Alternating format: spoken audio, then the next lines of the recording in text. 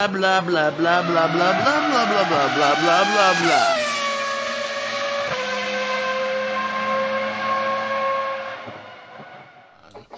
Hello everybody and welcome to I'll Tell You What TV, the F1 podcast where James is making a cup of tea for his lovely partner Vicky.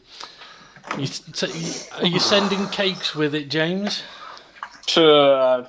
Taking everything, you know, try and butter them up, you see. Keep her sweet for a couple of hours. I've kept Bella sweet. She's just had a fish finger butter. Bloody hell. Bet she love that. Anyway, we're here to talk about the Italian Grand Prix that happened this weekend. Steve is with us as well.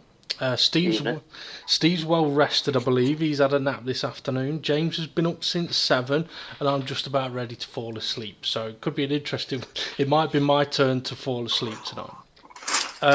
Yeah, you fall asleep and me and Steve will just chat about his racing league. You'd literally be able to talk until I wake up. Although actually, I forgot to check my electric today, so for all I know, we might get cut off halfway through the show. You don't need to take 20 teaspoons, James. Just one will do. Okay, yeah. So we're going to start off with the Italian Grand Prix. Also mention as well, we will be doing an after show once we finish talking about Formula One. We'll take a sort of 10-minute break, and then we'll start up a new live stream for our after show, where pretty much anything goes, apart from whatever's on the TV at the moment. So anything will go. That's for later on. So make sure you come join us for that if you just want to have a laugh at us. Okay, guys, the Italian Grand Prix. It's an interesting one for me. We had Spa recently, and we all agreed it was an absolute fucking bore fest. I've got to say, Italy, for me, I sat there and watched it, and I was like, yes, this is what it's meant to be like. This is fucking racing. Yeah, I mean, for me, it was like, if you're watching Spa, you could have nodded off at any point, woke up and not missed anything. Yeah. But Italy, it was one of those that kept you on the edge of your seat because it's like, hang on a minute, Bottas meant to be going in the pits. Hang on a minute, Kimi Raikkonen's tyres are knackered. Where the hell's such and such? And it's like, there was always something for you to be focusing on. It's been a long time since we've had that. Yeah. And as well, Sebastian Vettel, in my eyes, is fulfilling my prophecy of he will, unless he's got a Red Bull era car, i.e. he's got a car that's 1 second per lap quicker than everybody else, he's not going to win another championship. Interesting then, considering that on last week's predictions, I asked all three of us to give a prediction on champion, and you said Vettel. Yeah, well, I'm edging my bets. Edging my bets. But I think he throughout this season, he's had the better car. There's no reason why he shouldn't be in front of Hamilton in the championship. And races like Italy prove exactly why Hamilton is better than Vettel.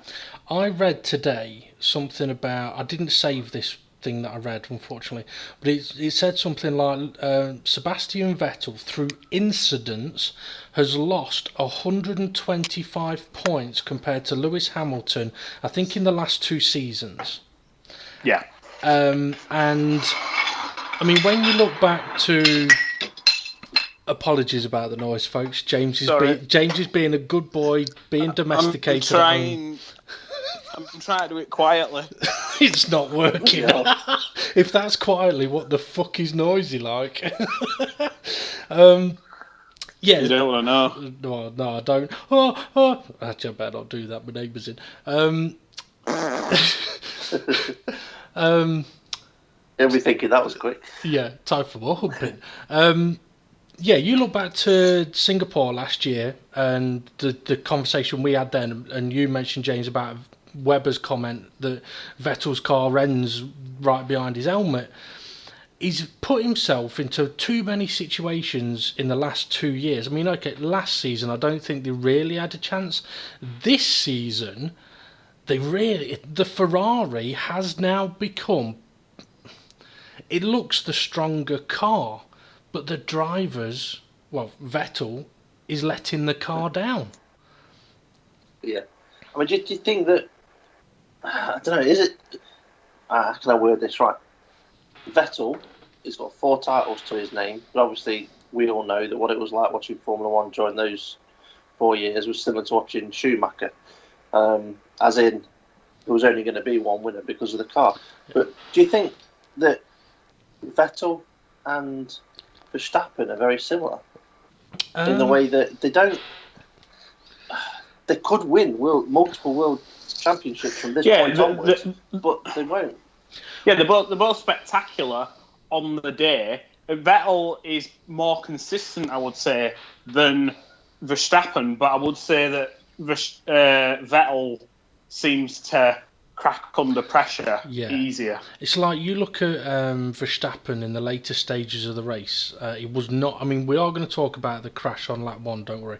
But Verstappen late on in the race, when he was told he got a penalty, was not fucking happy about it. But he didn't crumble. Once that had happened, he didn't crack. He didn't crumble. He was like, look, I know the best thing I should do is let Bottas go and follow him, but I don't give a fuck. I'm going to finish in front of him. But you say he didn't crack. For me, that's cracking. He should have gone, okay, what's going to be the best way forward for the team and for myself from this point of view? I mean, he's handed points away there. Not only is he handed points to Vettel. Obviously, he's not in a fight with Vettel, but that could make a difference in the championship going forwards with him and Hamilton. But for Red Bull, yes, they're probably going to finish third in the championship. But that's pretty much nailed on. The thing is, though, there's a difference between cracking and putting your car in a position it shouldn't be, like Vettel does. Yeah. Or cracking, okay, I could agree, Verstappen shouldn't have done what he did, but he didn't crash his car. And that's what Vettel tends to do when he cracks. I mean, you look at Brazil a few years ago when he had a chance to win it. Hang on. You say he didn't crash his car. He pretty much hit Bottas off the road. That was before he was told he'd got the penalty, though. Yeah. But, I mean, I wouldn't be surprised if Verstappen ends up a better driver. Fucking steam train, man. James, are you working in like a truck stop cafe or something? I am. I'm on the set of Thomas the Tank Engine. Hang on, I'm just gonna have a word with that controller. 1 second. Oh, don't call her that. What was I going to say? Yeah, I think Verstappen could end up being a better driver, but probably not have as many championships. Vettel, for me, he's had the odd occasion where he has shown that he's got good racecraft. I don't think he's ever shown, that I can remember, epic racecraft. Hamilton has, especially in wet conditions, overtaking in places you wouldn't expect. Ricciardo's shown that with his overtaking ability. Verstappen has shown that. Bottas has shown that. He showed it in France and he showed it in Spa. And Vettel, when he goes for overtakes, I must admit, I sit there thinking, so how's he going to crash this one? Now, regarding the, well, you know, I'm going to start from sort of qualifying, so to speak. I couldn't help chuckle to myself when Vettel crossed the line, thought he'd got pole, and was like, yes, yes, yes, and his engineer went, P2, and he was like, we'll talk after. I'm thinking, you Mardy cunt. Yeah, that were pure, and this is exactly what I was saying the other week, where you have drivers who have like got the brain of a 5-year-old. If they don't have it their way, they're gonna have a fucking mood on, and it's like, and that's why, like, Hülkenberg made that massive mistake on the day at Spa, but you'd never see Hülkenberg being a little whiny bitch like that. No. Well, apart from when Magnussen forces him off the track. The other thing as well is, I mean, no offence, right? For me, seeing Kimi Räikkönen take that pole position, for me, was phenomenal. That, for me, as far as I'm concerned, Kimi Räikkönen getting pole position at Monza is more emotional than Vettel getting it, and I reckon would be more emotional for the fans as well, the Tifosi, the Italian fans, the Ferrari fans. I'm not a massive Ferrari fan, But for me, I was pleased for him. I wasn't pleased for James because he scored a fucking point on the predictions with it, but I was pleased for Kimi Räikkönen. Now, touching on what Vettel's reaction, we'll talk after. He did come out to say that basically it's personal, and I don't want to talk about it. His reaction. But I thought it was interesting that it was Mick Schumacher that gave the pole position trophy to Kimi Räikkönen. Now, obviously, Vettel has had a close connection with Schumacher for a number of years, and I'm wondering if he knew that Mick was going to be awarding the trophy and was wanting that, was expecting that, was hoping for that. And because that was snatched away from him, getting it off Mick Schumacher, that's where his reaction came from. But for me, that's still not. It's still not a. That'd be like. That'd be like Bruno Senna being stood waiting to give Hamilton a fucking Brazilian helmet or something like that, and fucking Rosberg gets it. It'd be fucking brilliant because Rosberg would be like, I don't really care about Senna. I only care about myself, and Hamilton would be like, fuck. It would be. It might have been something to do with that, but I think with Vettel, it was more the fact that he's probably got it in his contract that he is the number one driver, and he did not want Kimi Räikkönen to be ahead of him on the grid. Simple as that. Yeah. Well, the thing is, I've been reading up a little bit about this, right? Because the commentary teams thought it was odd that Vettel was ahead of Räikkönen. I thought it was odd. But at the same time, I actually thought, oh, for once, Ferrari are not fucking over Kimi Räikkönen. Great. Well, if you remember a few weeks back, we spoke about the Red Bulls, how they take it in turns for which one leads out the pits. Yeah. So that the car behind gets a bit of slipstream and it benefits them equally over a season. Well, I'm wondering if Ferrari do the same thing, because I wouldn't be surprised if Vettel has said, well, this is what we've done at Red Bull in the past, and maybe they've gone and done that. But if they start at the start of the season and Vettel's gone, well, I want to be the one that leads out the pits on the first race, and then it's like backfired on him here. I've heard, this is just through another podcast, it may not be correct, but just listen to this and see if you go with me. I wonder if it's the same as what I was about to say and you're about to break my news story.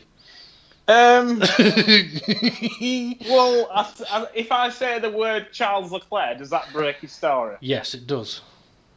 Right, well, you go on then. Yeah. I'm going to cut this cake. While you're breaking the story that we're both on about, yeah, you cut the cake. But no, I can't cut the cake, James, because the cakes are yours. I can break the story, and you have to cut the cake. That's what I meant. Yeah. But yeah, basically, it just seemed to be a complete PR disaster that they were not expecting. Yeah. But go on, Dave, you go for it.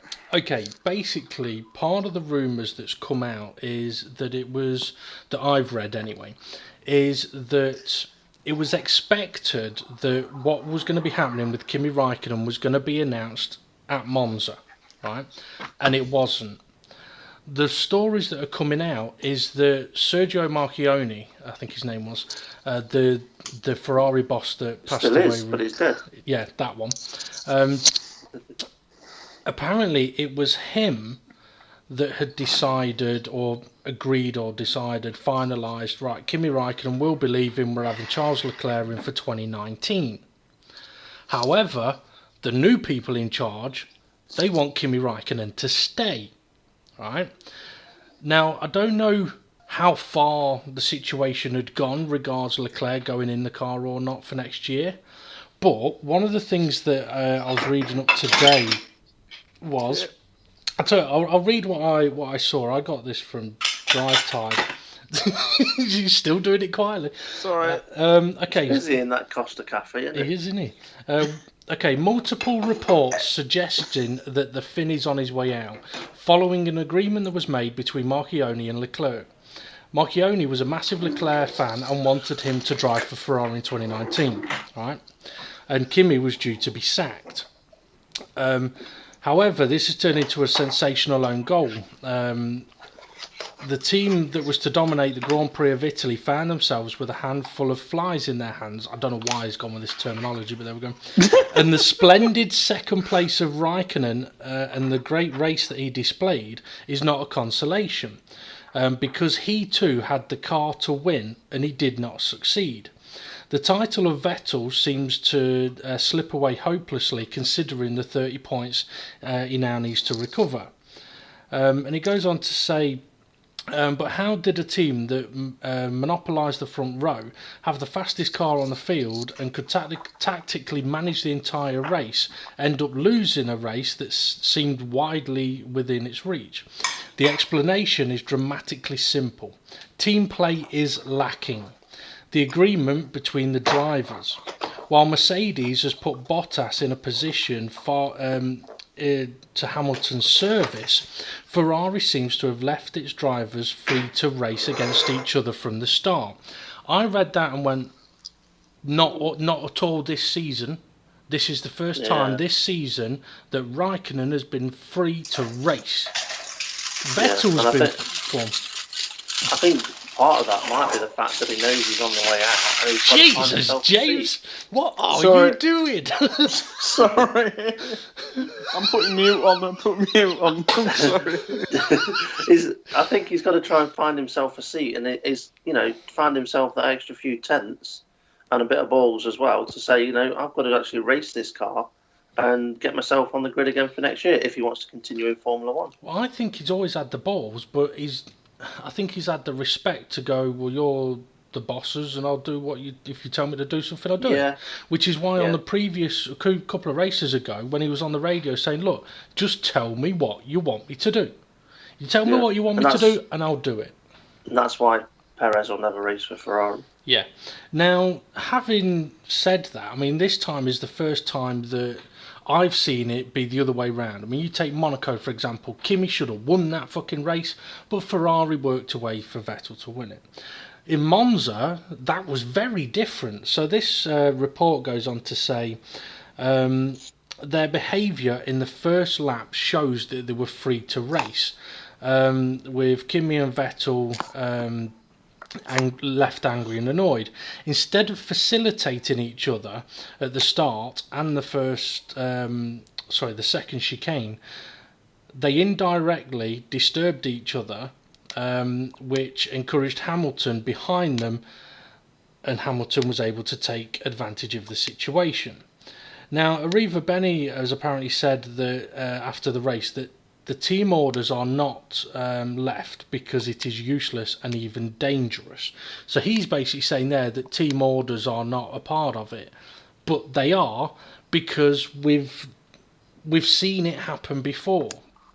So basically this story goes on to say that the new people that are running for Ferrari want Kimi Raikkonen to stay, and maybe the way...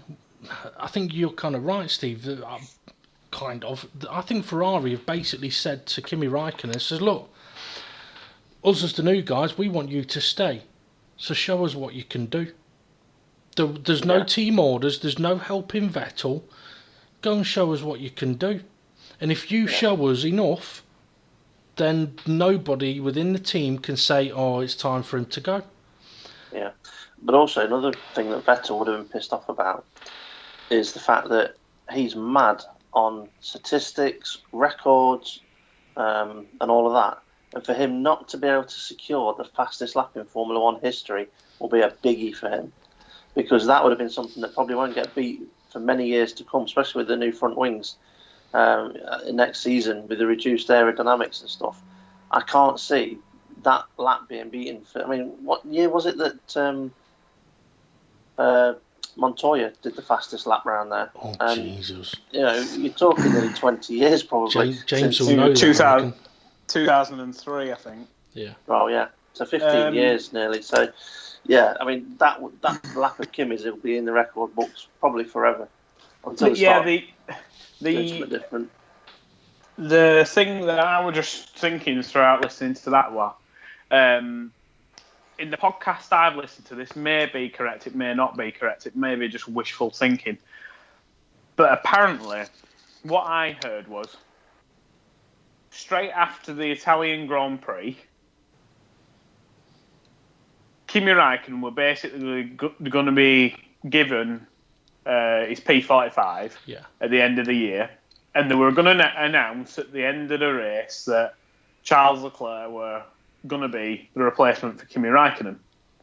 But in their head, they were probably having Sebastian Vettel winning the race and Kimi Räikkönen coming either P2 or 3. Yeah. But then, obviously, because Kimi Räikkönen before the race event has been told, look, at the end of the season, you're no longer going to be in the car. It's going to be Charles Leclerc. From that point, Kimi Räikkönen thinks to himself, well, fuck it. Yeah. There's no point in me playing a team game because they're kicking me out. So when it came to qualifying and they were wanting a tow off him, he wasn't providing it because he was like, well, no, I'll just go and do my own thing and see what happens. Yeah. Goes and gets pole, and then Vettel's like, we'll talk after. But the team are like, well, I'm sorry, but, in this situation, we can't tell Kimi to do anything because at the end of the season, he's our employee now, but at the end of the season, we're showing him the door. So from this point, you cannot use Kimi as like a bargaining chip because he won't do it. Yeah. I mean, if you think about it, if you're in Kimi Räikkönen's shoes, if you're interested in staying in Formula One, you've got to show people that you're still capable. Now, the interesting thing about what I read, and this was the last point on it, was if Kimi Räikkönen was to be replaced by Leclerc at the end of the season, Kimi has already started negotiations with another prestigious team to run in, it says prestigious team and then in brackets English, so another prestigious English team to run in 2019, and that made me think. It's can like, I comment on that? Go on then. Because I heard the rumour of which team it is, and I don't know how true this is going to be because I can't see it. Well, all you got to do is work out, okay, which British teams are there? The seats aren't full. Renault's full, McLaren's full, because Lando Norris has got a seat. We'll get onto that. It's got to be Williams. Yeah. Yeah, that's exactly what I mean. And to be fair, Williams right now are a completely rudderless ship. Yeah. And they're not, you got to say, Williams are not in the business of not going, oh, there's an ex-Ferrari driver, let's have him, because we've just had Felipe Massa there. If you think about this, quite a few podcasts ago, I was saying that one thing that Williams used to do every season was to have one of their drivers an ex-world champion. Yeah. Experienced enough to know what they were doing, and then they'd have a benchmark. And even, can you think many seasons ago, they'd have 2 ex-world champions. But, bringing someone like him in there, you can't say, oh, it's definitely the car, because you would know it's not the driver. Yeah. Whereas at the minute, is it the driver, is it the car? And not only that, if let's say he was to go to Williams, which to be honest, it's a bit of a head fuck, that one, because it's like, Williams now, you don't want to be in their car. Williams next year, it's probably the same situation, but they have the capability of improving. So if you've got Kimi Räikkönen there, like you say, he may be able to guide them in the right direction. And not only that, I mean, I'm a big fan of Rob Smedley's. And I think he knows what he's doing. And I think him and Kimi would work well together like him and Massa did. But who would his teammate be? My answer straight away would be get Robert Kubica in that fucking car next to him. Because all of a sudden, if you take this year's Williams and you put Kimi Räikkönen in it, and Robert Kubica, they're still not going to have a shitload of points, but the car will get fucking sorted out quicker. Yeah. Only one driver on the grid at the moment, without any points, and it's Sorokin. No, he got one, didn't he? Oh yeah, he got one. He got one because of. Gasly. Was it Gasly? No, because Grosjean was fucked off. Grosjean. That's it. Yeah, because of Grosjean. Illegal but then again, I mean that's another talking point. But that is being appealed, so they might get overturned. Yeah, you might get a point and have it taken away. Okay, we haven't really talked about. I mean, we haven't really got sort of past lap 1, really, talking about the race. So I think it's only right. Yeah, but doesn't that just show you this week we've got something positive to talk about? Normally we're sat here going, I fucking love Formula 1, but it was shit. Yeah. And this week we've got too much to talk about. Go on. Yeah, I mean, to be fair, it was a brilliant race. Now, okay, the crash between Vettel and Hamilton. Oh, shit. I've just spilt my coffee. You just spent all that time making a drink and you just spilt it. I thought you were doing an impression of what Vettel was thinking. No, Vettel would never admit that he dropped that coffee. He would go, gravity, fuck's it, gravity, not me. So I just want to give a quick shout out to Ibra Khan, who's commented on the chat, saying great podcast again, guys. Thank you very much. Thank you, mate. Thank you. Yeah. Well, I would like to know from people that are listening, would they portion any blame towards Hamilton or Vettel for the coming together, or was it a straightforward 50-50 racing incident? Well, no offence, but I think Brundle were on crack. I think Rosberg. I thought you were going to say he was crack on, but he wasn't. Yeah. I think Rosberg was absolutely spot on.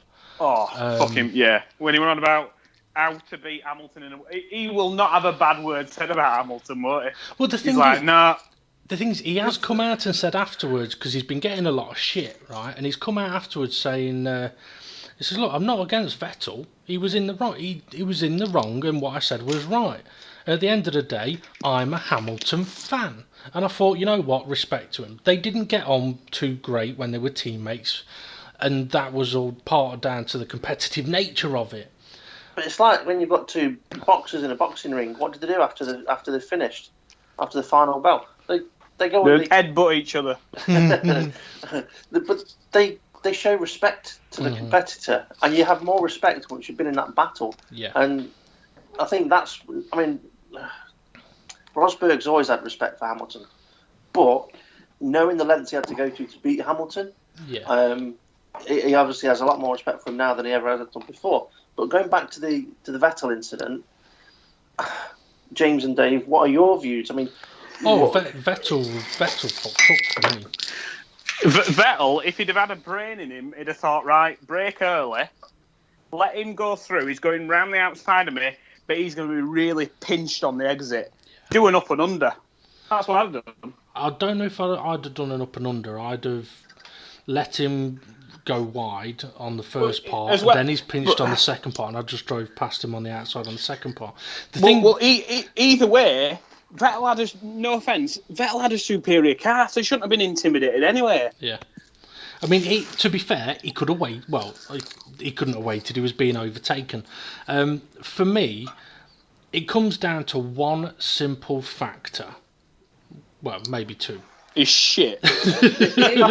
No, his car finishes at the back of his crash helmet. Yeah. No, I mean, it comes down to this, right? Did Hamilton leave him enough room? Yeah. Fucking loads. As much as anybody would deserve. I think that kind of move were a move you'd do on a teammate. Yeah. I've not finished what I was going to say yet, but you're absolutely spot on. That's all right. I'm going to keep bollocking you until you stop clanging pots. You fucking broke train foot, bastard. Yeah, okay, right. Hamilton left him more than enough room and had his car fully under control. And this point is the most important point. Sebastian Vettel understeered into the side of Lewis Hamilton's car and spun around. Hamilton didn't hit him, Vettel hit Hamilton. Yeah. But what's your views on Vettel's point where he was saying he didn't leave me enough space? Bullshit. Yeah. But, right, I'm going to jump forward a little bit in the race just so I can compare this incident to something else that happened. Mm-hmm. And it's the overtake that Hamilton made for the race win, right? Because I've seen reports saying Kimi Räikkönen will never win another world championship if he's going to be that easy to overtake. He won't. But he went defensive and he left enough space, right? And he could have squozed more, but he lived to fight another day and to re-attack if he was able to, but obviously his tyres wasn't there. Yeah. Whereas with Vettel, it's like, no, you're not having any space. Yeah. It's like, I'm I'm going to go through that corner side by side with you. You're not having it, and it's very similar to Max Verstappen. It's like sorry. So the comment was Kimi Räikkönen getting a bollocking for letting Hamilton through. Because if he were letting Hamilton through, he'd have lifted off on the race. He'd have lifted off on the racing line, put his hand up, and waved. Yeah. And he didn't. He went defensive. Hamilton was in front in the braking zone. Raikkonen then has to think, right, I can't go out. I can't squeeze him out because he's technically in front of me now. There's nothing more Raikkonen could have done. Yeah. I mean, what Raikkonen did shows respect. What you should do and respect. Yeah. Yeah. And I wouldn't say he made it easy for Hamilton to overtake him. He just didn't do what Max Verstappen did and throw him off the road. Yeah. But going back to the Vettel thing, there wasn't any respect between Vettel and Hamilton. Vettel just was like, "No, I'm getting up the inside of you. I'm staying up the inside of you." Oh, fuck, I'm round. Knobhead. And then what was he thinking? What was he thinking? What he was thinking was, I'm going to overtake you, cunt. Yeah. But go on. But I haven't got to my main point, and that is, we've discussed this before, and that is the steward's comments. Yes. Yeah, it's a racing incident. Okay, they can put it down to a racing incident, but who was at blame? I would rather them say Vettel at fault, no further action. Yeah. Because that way it's obvious that there's no further action because Vettel's the guy that's come off worse off. There's no point giving any more of a penalty. Yeah, he's the one that fucked up and it's cost him. Now, interestingly, did you hear when Rosberg made his comments live? Did you hear what was asked him about the incident? I probably did, but go on, remind me. Right. Well, one of the first things he said was, he says, I just want to say, Martin, I disagree with you. It wasn't 50-50. It was 100% Vettel's fault. And they went on about that. And Brundle said, well, what about the steward calling it a racing incident? He says, well, yeah, they've called it a racing incident, but it was Vettel's fault. And Steve's absolutely right. We have talked about it, and they really should do it where they say, right, Vettel was at fault, no further action. Because then people watching go, right, okay, so yeah, he was the one that's fucked up, right? So we shouldn't do that. It's a little bit like, we'll get more onto the Verstappen-Bottas one in a bit, but the Verstappen-Bottas one, hypothetically, Verstappen spins and loses time, Bottas carries on, gets the position, the stewards come out saying racing incident, no further action. All of a sudden people think it's perfectly fine to drive into other drivers. Well, it's not. You say Verstappen is at fault, no further action, because he's suffered. Makes life so much fucking better. Now, Vettel's comment, right? I tend to take drivers' comments in the heat of the moment with a pinch of salt. Because we've all been there when you fuck up and you go, he's a fucking knob, he is. I can't believe he just fucking did that. And then when you see it, you go, oh shit, I did that, didn't I? And you have two choices then. One is to stick to your guns and say, I didn't do fucking nothing wrong. You may have caught me shagging your wife, but I didn't do anything wrong. Or you go, you know what? I thought it was his fault. Having seen the footage, it is my fault. Vettel hasn't done that. Not yet. Vettel has stuck to his guns, and this brings, for me, now I can see that a few people have commented on YouTube, by the way, answering your question, Steve.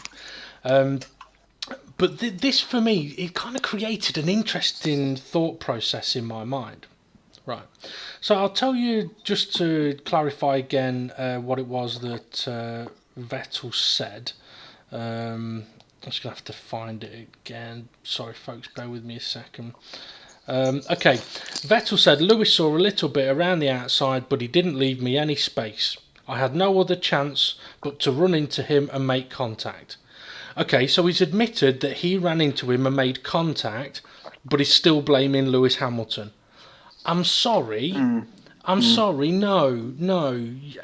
Hamilton left him more than enough. If you've understeered through a corner and hit another car, you're going too fucking fast, mate. This is why... Sorry, I'm eating cake here. This is why I don't understand why the drivers don't have I know that we want the drivers to be real and, we want to get their opinion and stuff like that. But I don't understand why the drivers don't have, like, a person who's with them who basically goes, this is what everybody thinks. Don't be a knobhead because everybody's going to laugh at you if you continue like this. Yeah. You know what I mean? Somebody just to tell them, this is the lay of the law. Right now, you're in the wrong. You can't go out there and start saying it's Lewis Hamilton's fault. You would gain more respect if you went out there and went, fucking these cars are shit. These cars are shit. You get too close to another car and you lose all your front downforce. Lewis Hamilton came right outside of me. As much as I could brake, there was nothing I could do to prevent sliding into Hamilton. So basically, that's what Vettel said at Paul Ricard when he hit Bottas. Yes. And at least he admitted he fucked up at Paul Ricard. Yeah. But I don't know why he keeps, he's basically said, I he didn't leave me enough space. What does he want Hamilton to do? Drive in fucking thin air? Hey, I think I might have cracked it. He doesn't want to show weakness to Hamilton, right? When he had the accident with Bottas, it was with Bottas, and okay, you might think, well, it's still showing weakness to Hamilton. Well, no, it's not, because it was on Bottas, so it's not because Bottas was pressuring him. He just made a mistake. Mistakes happen. But if it's Hamilton next to him and he fucks up, the papers start saying Vettel cracks under pressure from Hamilton. So maybe he's trying to show no weakness, but what he's actually doing is showing a big fucking weakness. Now, this is something that I think you might interest you, right? This was on the Sky Sports F1 page.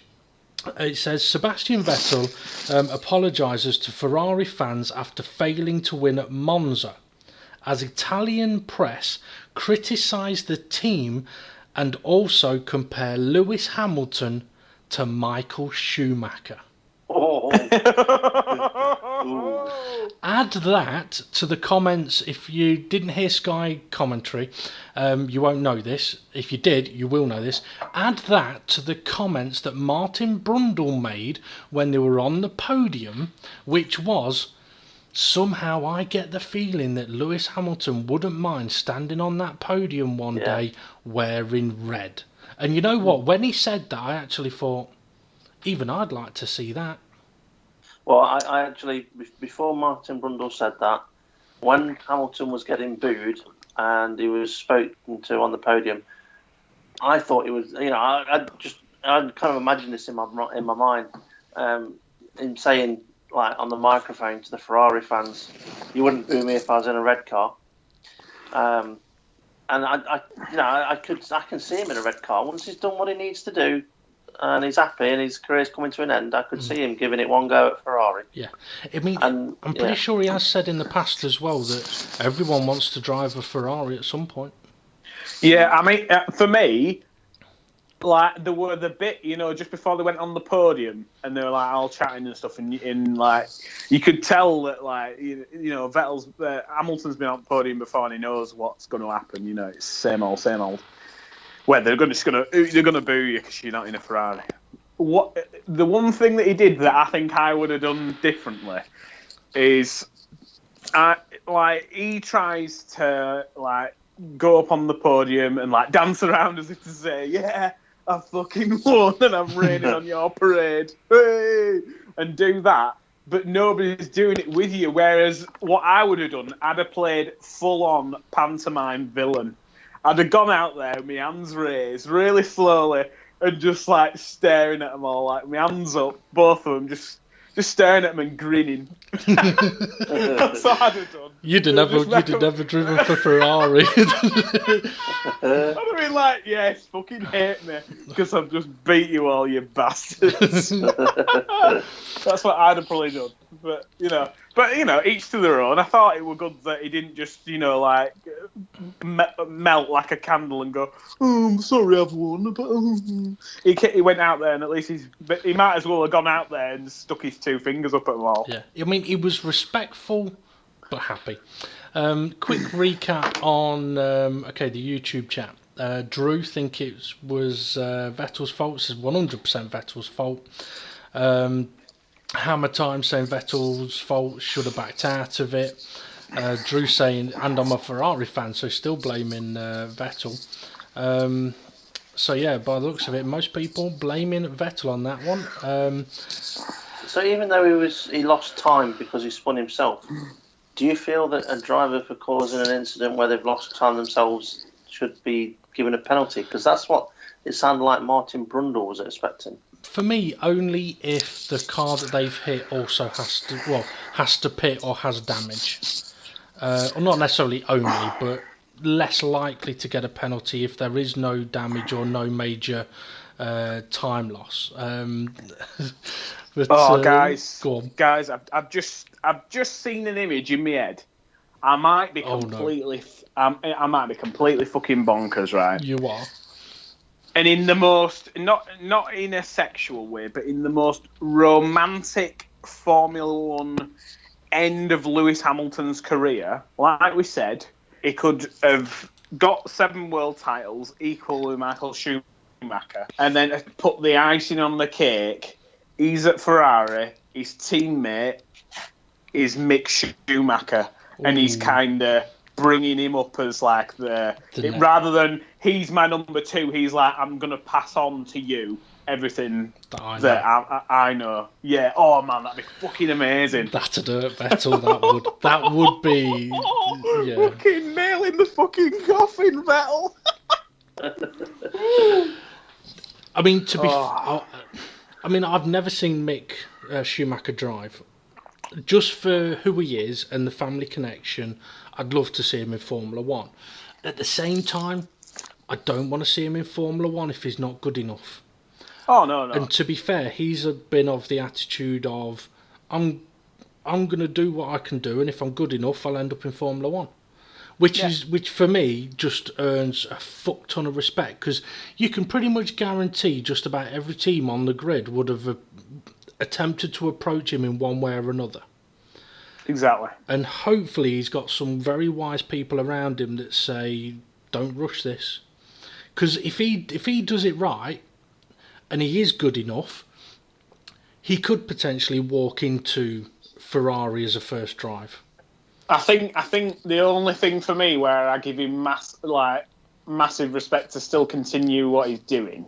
I know this doesn't really mean much, but it's kind of in the same vein as Charles Leclerc. Like, Charles Leclerc's godfather was Jules Bianchi. Yeah. And it must be terribly difficult after watching Jules Bianchi crack his head open against a JCV or whatever, and then get back in a race car and go even further and get to Formula 1. Yeah. It must take a lot of fucking balls to, a lot of people go, well, if it's going to kill him, I'm not doing it. Yeah. And Michael Schumacher, he didn't get out of his horrific accident in a car, but the one thing for me were that Mick Schumacher was with his dad when his dad cracked his head open. Yeah. And that must be fucking traumatic. I mean, I remember walking in one morning to my mum and dad's bedroom. This sounds wrong. Because my mum... No, I woke up and my mum was screaming. I thought my dad was dead. I walked in bedroom and my dad's literally like in an S... Like, there's a bit of a gap between the door frame and the bed. Mm. And if you imagine, there's probably about a metre gap between the wall and the bed when you open the door. Open the door, and my dad sprawled in like an S shape on the floor. And he'd fallen, cracked his head open on radiator, and was laying on floor still. And I were fucking petrified. And that were for 5 minutes. After 5 minutes, my dad started coming round going... And I was literally like, I couldn't believe... You know what I mean? You have that moment. And to know that Mick Schumacher's been in that situation and that his dad will probably never talk to him again, and you know how horrific that is. To then just go, right, I'm going to go and try and go in my father's footsteps. It's a lot to ask, and I think that's it. I think, and especially Michael Schumacher, I know that a lot of stories about Michael Schumacher is, he were a right bastard. He fucking, if it wasn't for him, I'd have been amazing. And like the thing with Derek Warwick that he made me watch, I did think, Schumacher, you bastard, you didn't need to do that. Yeah. But on the day when Michael Schumacher's mother died, he went and got in his car and fucking won the race by a country mile. Mm. Not a lot of people can do that. I know I couldn't. Yeah, My emotions would get the better of me. Yeah. But Michael Schumacher could literally switch his emotions off and get in a car and go. Yeah. And it's stuff like that where, for me, it's that kind of like another emotion, level. Emotion, and how do you deal with your emotions? And this is the thing where probably a lot of fans gravitate towards Kimi Räikkönen because he switches off emotion like a fucking switch. Yeah. It's like. It's like when he got pole position in the team. Yes, Kimi, yes, pole position. He was like, thank you. Yeah.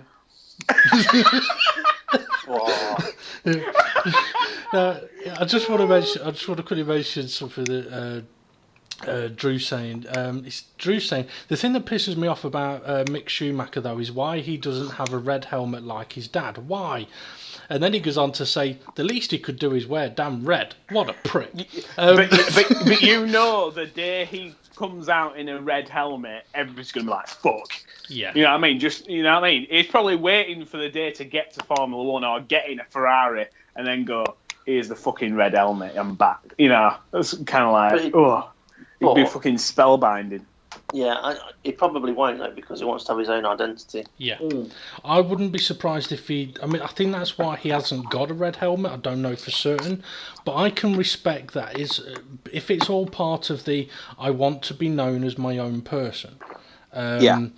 If he has a red helmet, some people may shit themselves, but people will make that. I mean, people make the connection because of his name, and that's what he understands that'll happen, but that's what he doesn't want to happen. He doesn't want to get opportunities because of his name. He wants to get opportunities because he's good enough. We've seen it in football where you've got the son of an experienced footballer, like a world legend, and instead of having the surname on the back of the shirt, they have the first name on the shirt, like with Jordi Cruyff, just had Jordi on the back. Yeah. Instead of, because of Johan Cruyff is obviously his dad, and then the same with what was it? Actually, Memphis Depay was a bit different. He didn't like his dad, so he didn't want his dad's name on the back of his shirt. Or was there another reason for that, Dave? I can't remember. No idea. But no, I mean, there's a few that do. Chicharito, when he was at Man United, obviously that wasn't his name, but he had his nickname on. I mean, there's plenty of occasions that happens, and I can respect it. So getting back to Monza a little bit, I think Vettel has been hurt a lot by this weekend, and it will hurt him with the Italian press. That comment of sort of Hamilton being Schumacher-esque. Yeah, that will hurt like a motherfucker because he's gone to Ferrari to be the best in the world. Excuse you. And yeah, it's backfired. was that your arse? I just thought it was. Oh my god, I snorted. I just backfired like Ferrari then. Sorry. You'll have to send some of that cake to Dave. Imagine that you walk into a Ferrari garage and go, "Here you go, this is your Ferrari from." Here you go. Fuck me, I've dreamt of this all my life. Get in car and turn it on, it makes that noise. It's got a Hando engine in it. But okay, so getting back to the race. So yeah, Vettel's fault all day long. I can see Ferrari, seeing how ruthless Ferrari are, right, with staff and stuff like that. I could see them going, you know what, Sebastian? Perhaps this year, right? Going, you know what, Sebastian? You should have had a title this year, but you fucked it up. See you later. Where would he go, though? Where would he go? He'd be out to Formula One. He'd probably want to go to Mercedes, wouldn't he? I don't know if Mercedes would want him. Well, no. Yeah, it's a good question. I know that he's German and it's a German team, but it's pretty much an English team, really, with a German engine. Toto Wolff likes him. Didn't he go to his birthday? And it like circulated a load of rumours. So he went to his birthday party. Yes. Yeah. But yeah, I think it'd probably happen if they were going to do a straight swap with Hamilton. Yeah. If it was something that Hamilton wanted, Vettel wanted, Ferrari wanted, and Mercedes were happy with, I mean, it's a German company, so having the current best German drivers not necessarily a bad thing. I don't think Vettel would want it. I don't think he'd want to leave Ferrari. After the season Vettel's having, I don't think Mercedes-Benz, even though Toto might be like, I'm the head of motorsport, I'm putting him in there, I don't think the top end of Mercedes-Benz, you know, the bloke with Monopoly Man, what's his name? Daimler, whatever he is. Monopoly Man. If I think he's a bit of a Lewis Hamilton fan, because he always gets like a bit irate when Hamilton does something. Yeah. I think he were even the one smacking the desk this week. Dr. Zetcher. Yeah. I personally think he will probably look at Vettel and go, yeah, but look how many fucking mistakes he's made. And the only environment Vettel's comfortable in is when the car's dominant and he's out front and he's number one and number two is clear. Yeah. Could we see Hamilton at Ferrari with Vettel? No. Actually, I'll tell you what, I hope we do. Because that would show fucking brilliant. It would be brilliant. That would show Vettel how shit he is. Yeah. Well, okay, if you're a Hamilton fan, they'd agree with you. I would love to see it. I've always been of the mindset of, okay, it's great that there's different teams, different engines, different cars, all that kind of stuff. But the real answer to who is the best is to have the proposed best in the same equipment. And like then, Prost and Senna. Like Prost and Senna. I mean, that got so... heated. Yeah, for want of a better word, heated. You got to see who cracked under pressure, who was making mistakes, who couldn't cope with it, who was good on the track, who wasn't good. It showed you everything. And at the end of it, you could kind of have an answer of who... Well, you didn't have an answer of who was better because of what happened in Japan, but it's the only way you're really going to get to know who is the better. But even then, it's only who is the better at that time. Anyway, we still haven't got past turn 5 of lap 1.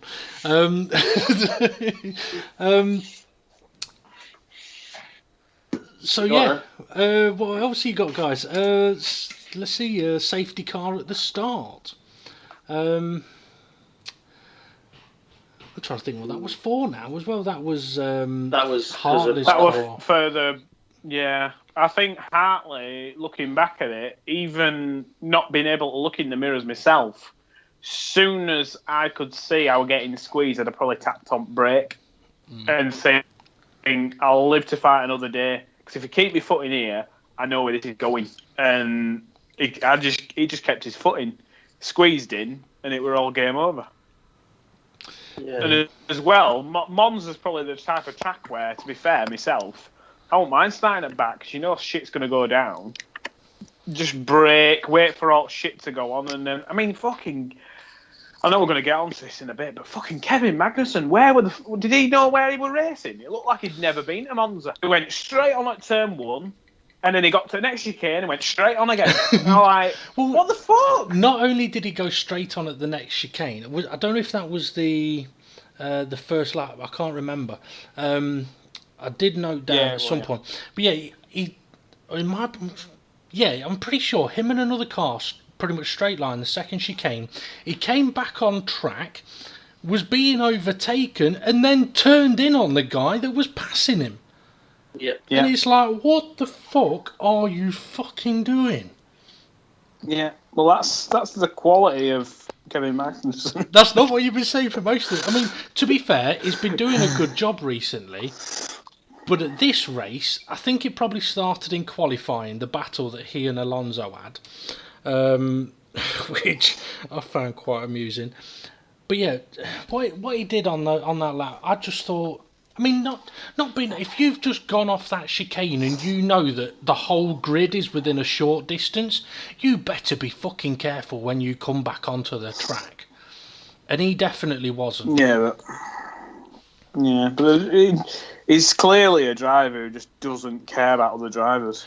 Maybe what it is, whereas Vettel's car finishes behind his helmet, maybe Magnussen's finishes behind his front wing. Maybe. Maybe his car shouldn't start at all. I'm not even going to comment on that one. Okay, Kimi Raikkonen. I suppose we should talk about Kimi Raikkonen, really. His pole position was phenomenal, as we mentioned. He had a very good start to the race. But when we've seen Valtteri Bottas controlling a safety car and doing the restart, he's been brilliant at every single one he's done. He's ended up with a gap, not able to attack him. Kimi Raikkonen, though, I think he was a little bit out of practice because he was very close. He were fucking lucky he didn't get a penalty for that. Yeah. I mean, you shouldn't be. It was deliberate. It was flat on the throttle, and then all of a sudden, shit, he's going to have me into turn one, now back off. Mm-hmm. It's like, you can't do... If I'd have been Hamilton, I'd have been tempted to fucking keep going and then go, oh, he started. Yeah. And that's what I'd have done. And then when they've gone, oh, you can't overtake on the safety car, they've gone, no, he went, and then he stopped. I thought he went a breakdown. Well, that's what I claimed. Right, you look at what actually happened over that next lap, though, once the safety car came in. Yeah, he got overtaken into turn one, but he overtook back into turn 4 and 5. Yeah. So he kind of knew what he was doing. You could say he knew what he was doing. Just like, okay, you overtake me over the start-finish line, and I'll re-overtake you again, because at that point, they've got enough charge in the ERS system, whatever it is, to be able to redeploy it, because they've just been behind the safety car, not using any, and it's fully charged, got full whack. And they can use it all up at the start of the race. Yeah. So, yeah. I mean, it was a bit surprising that Hamilton wasn't able to attack back again on the next lap, but Hamilton didn't need to, really, did he? No, that is true. I mean, for me, though, Kimi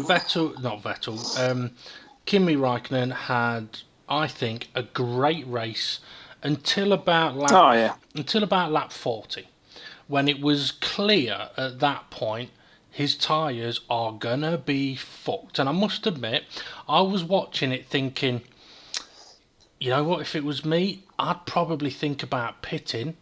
Okay, you don't want to pit, but put on a set of the super softs and see if you can catch up, because chances are you're going to lose first place.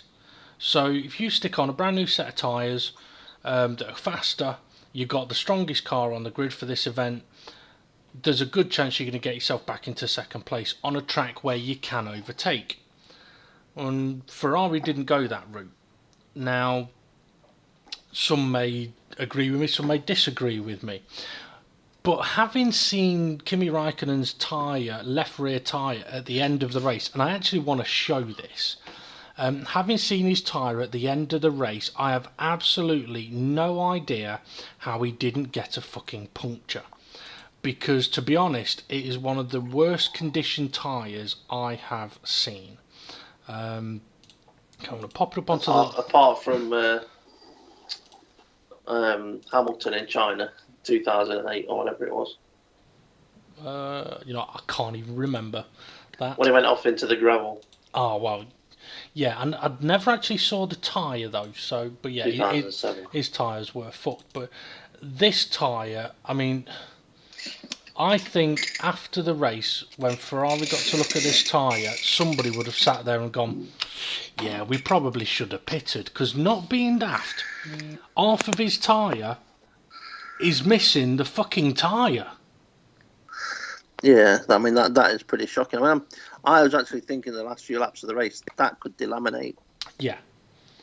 I mean, it looked bad when it was in motion, but when it's stationary, it does just show. I mean, if you can't, I mean, hopefully you can see it properly, that the right side of the tyre is quite a bit higher than the left side of the tyre. It's... yeah. That's below the legal limit. It's stuff like this though. When I just see it and I just think, oh, come on. You know, my idea of 3 tyre manufacturers and you've got to use each brand of tyre. You don't have like a compound. It is literally tyre companies bring a tyre, and you've got to use all 3 tyre manufacturers during the race.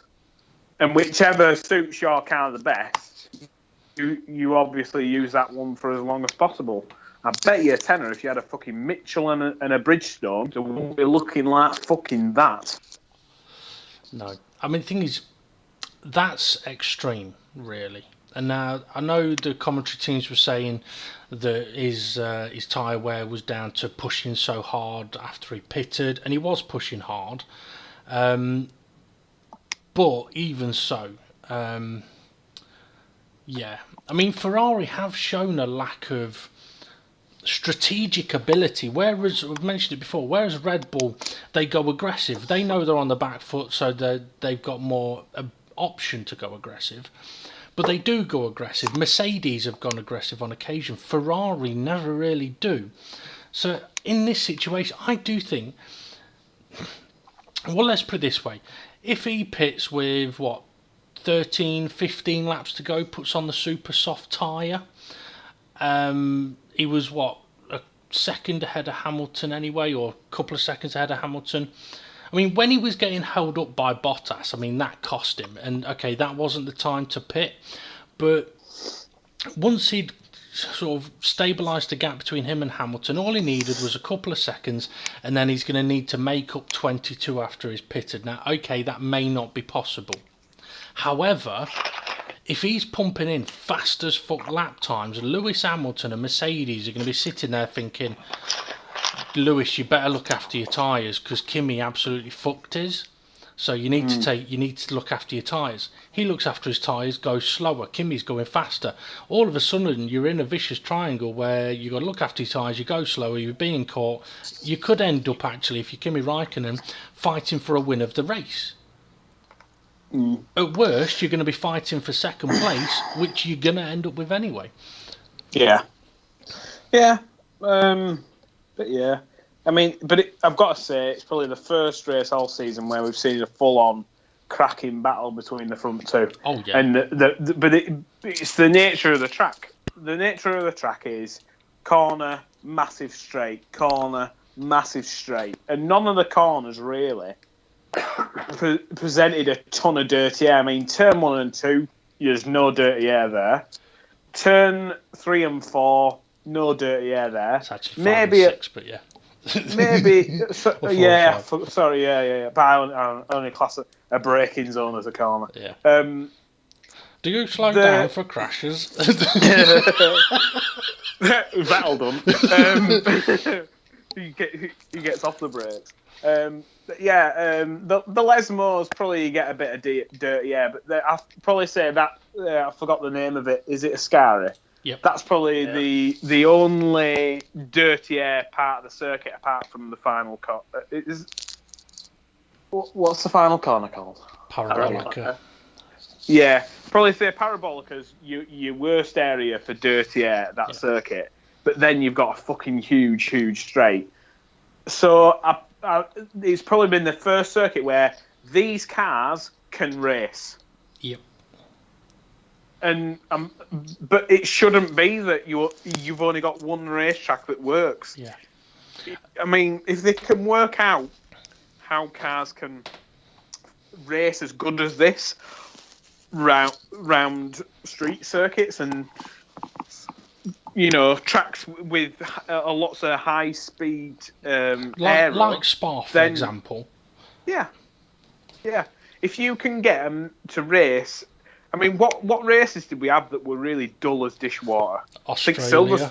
Was Silverstone one? Silverstone wasn't bad, actually, because the coverage was good. Yeah, coverage was good. Australia was shit. Spa was shit. Hungary was shit. Yeah. Monaco was shit. Yeah, well, if you can get cars to race well at Hungary, you've cracked it. Yeah. If you can do that, you've absolutely cracked it. Yeah. If you can't, keep working. The thing is, what I liked was, I was thinking with like when the race really got going after the sort of safety car period, it was one of the few occasions where once the race got going again, it didn't just die out after a lap or two. It kept going and going, and the race was on, the fight was on, the battle was on.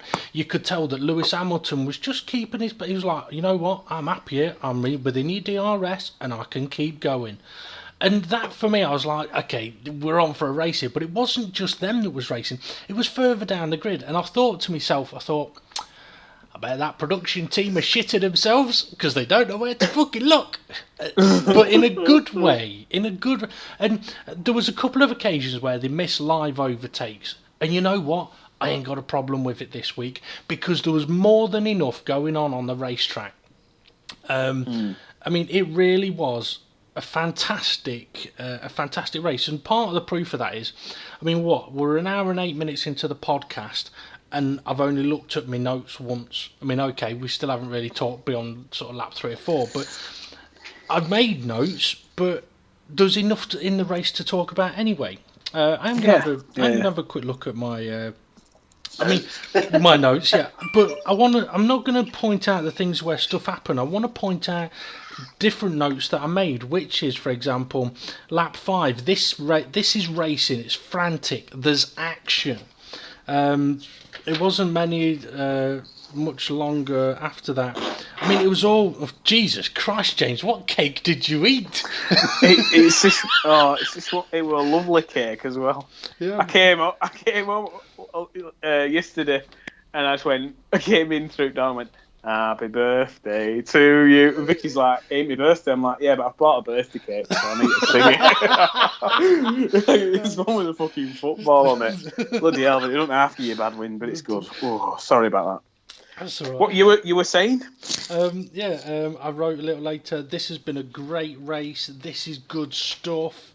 Max's Mardy comments, back killing racing. We will get on to that. But the whole race was just... exciting. It was exciting. It was entertaining. Finally. What are your thoughts on the Mercedes coming out in the pit lane but not pitting? I don't have a problem with it. When you give the instruction to your driver, do the opposite to him. The mechanics have to be in the pit lane in case you do pit. Now,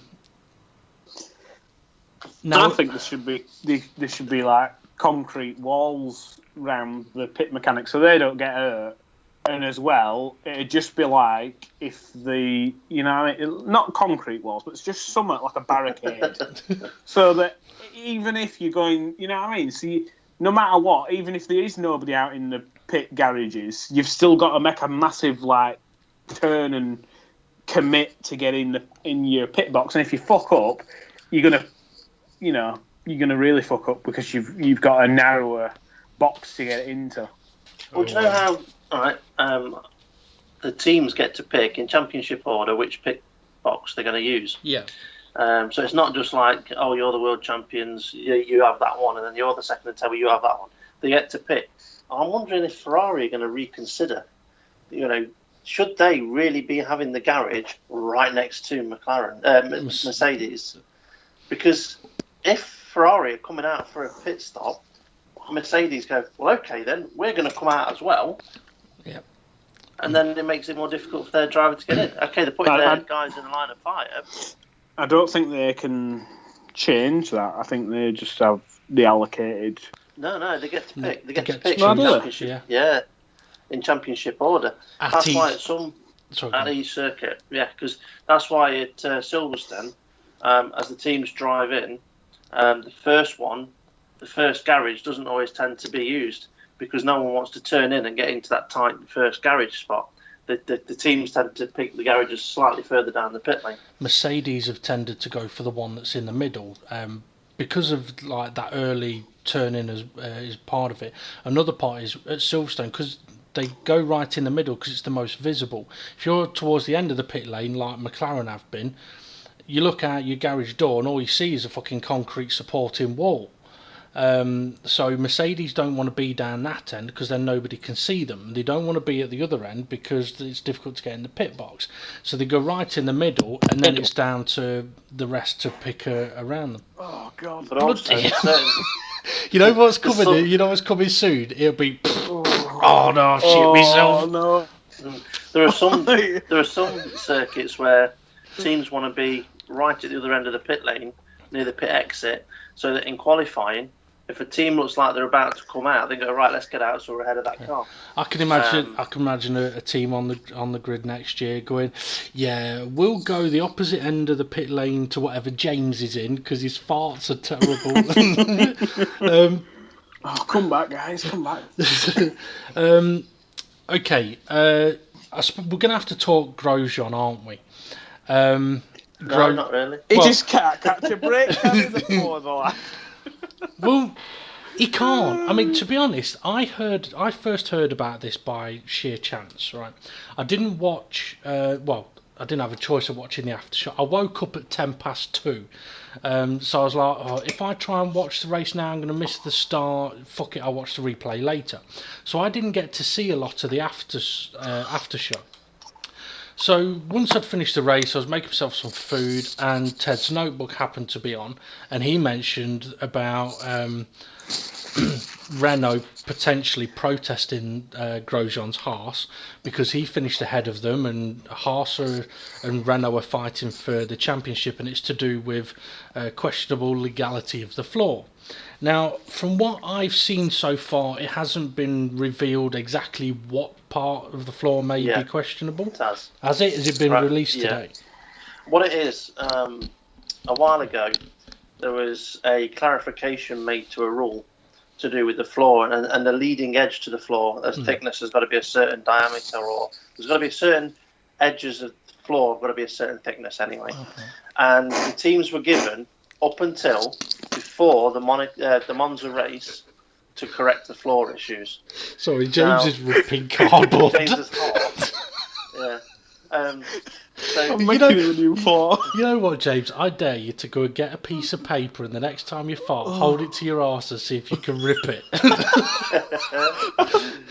I don't know where it's coming from. Sorry. Your arse.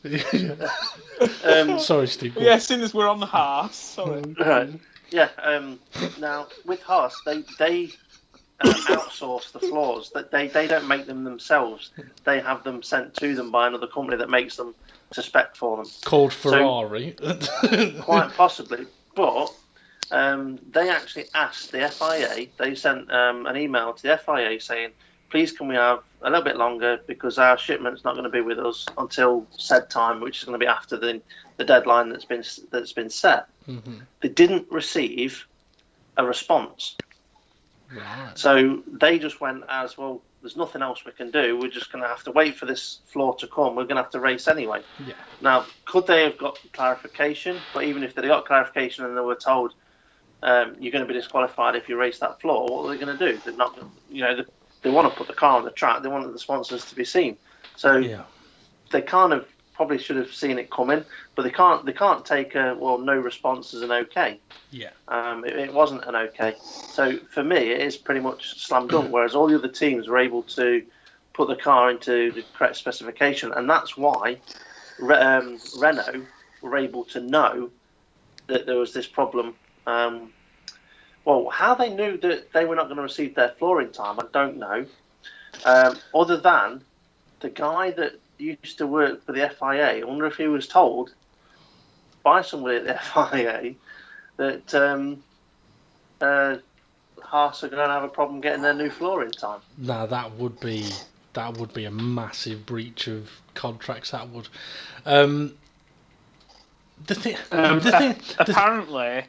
Apparently, the smoking gun of it was that Grosjean's car was sparking further, just as the cars were passing before the pit lane on the race, before they got to VMAX, basically meaning top end of seventh gear. That's usually when the car's at its point where the T-tray's scraping along the floor. And Grosjean's car was sparking next to the pit garages way before everybody else, so they knew that was the smoking gun. They've clearly not changed the floor, and we'll just put in a protest and see what happens. And obviously, the thing. So go on. No, go on. I was going to say, the thing from Haas's point of view, right?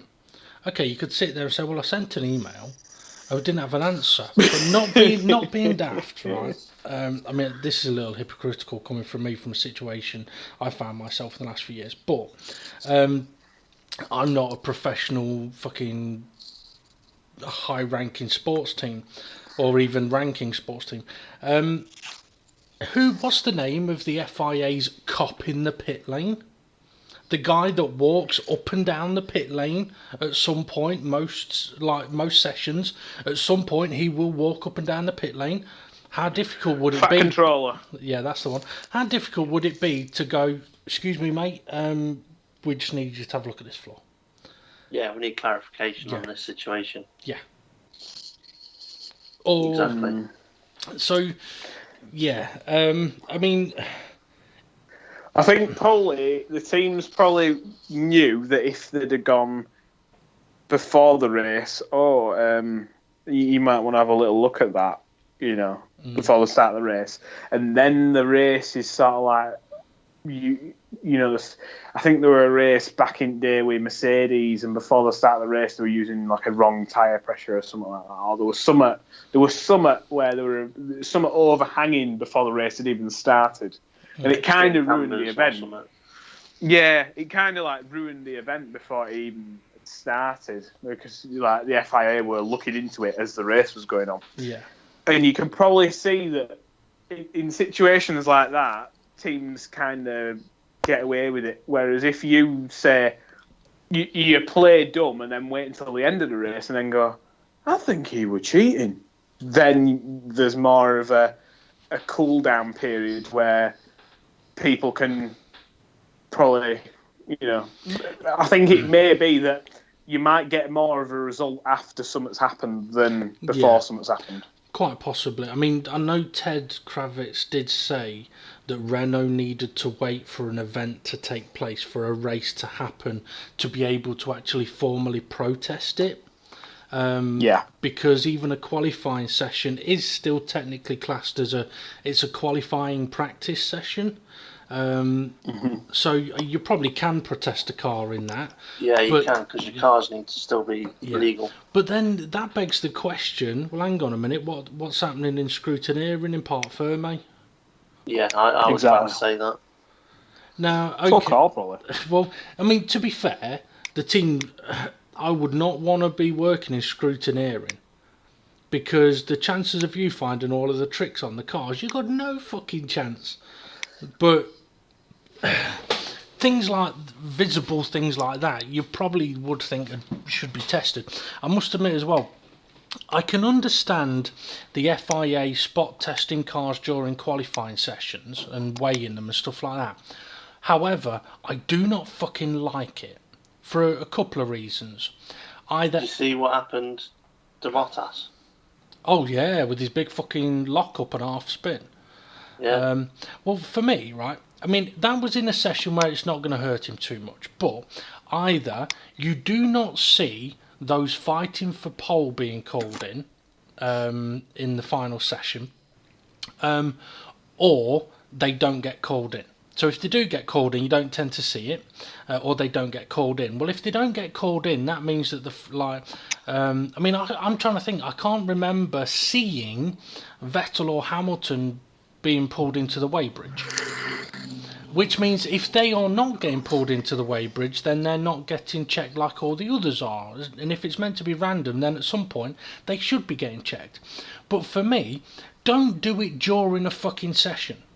If you want to weigh especially a session as crucial as like Q3. Yeah, exactly. Especially when after Q3, all the cars get weighed, the drivers get weighed. Yeah. They all should get scrutinized anyway. Yeah. I don't see why they have to do the random spot checks. I suppose the thing is, if a car puts a quali lap in and then they go, okay, now we're going to bolt on loads of extra weight. Yeah.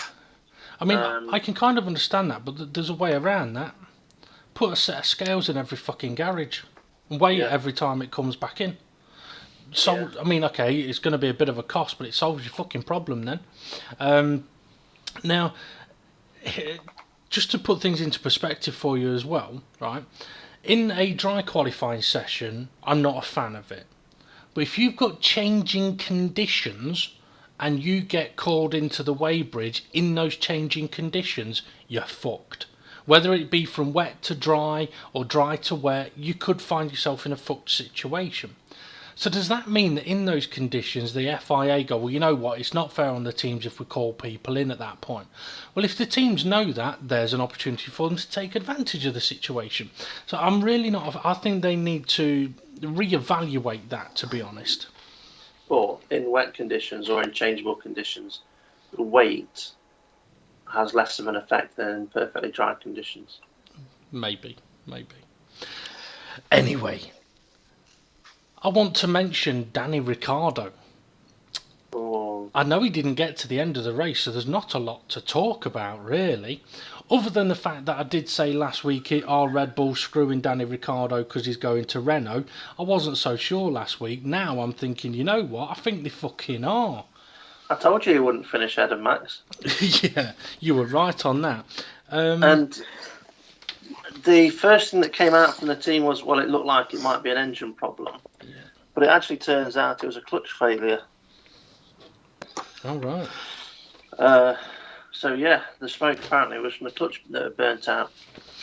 Bloody hell. Well, it's the fourth time in the last 6 races that Ricciardo was retired.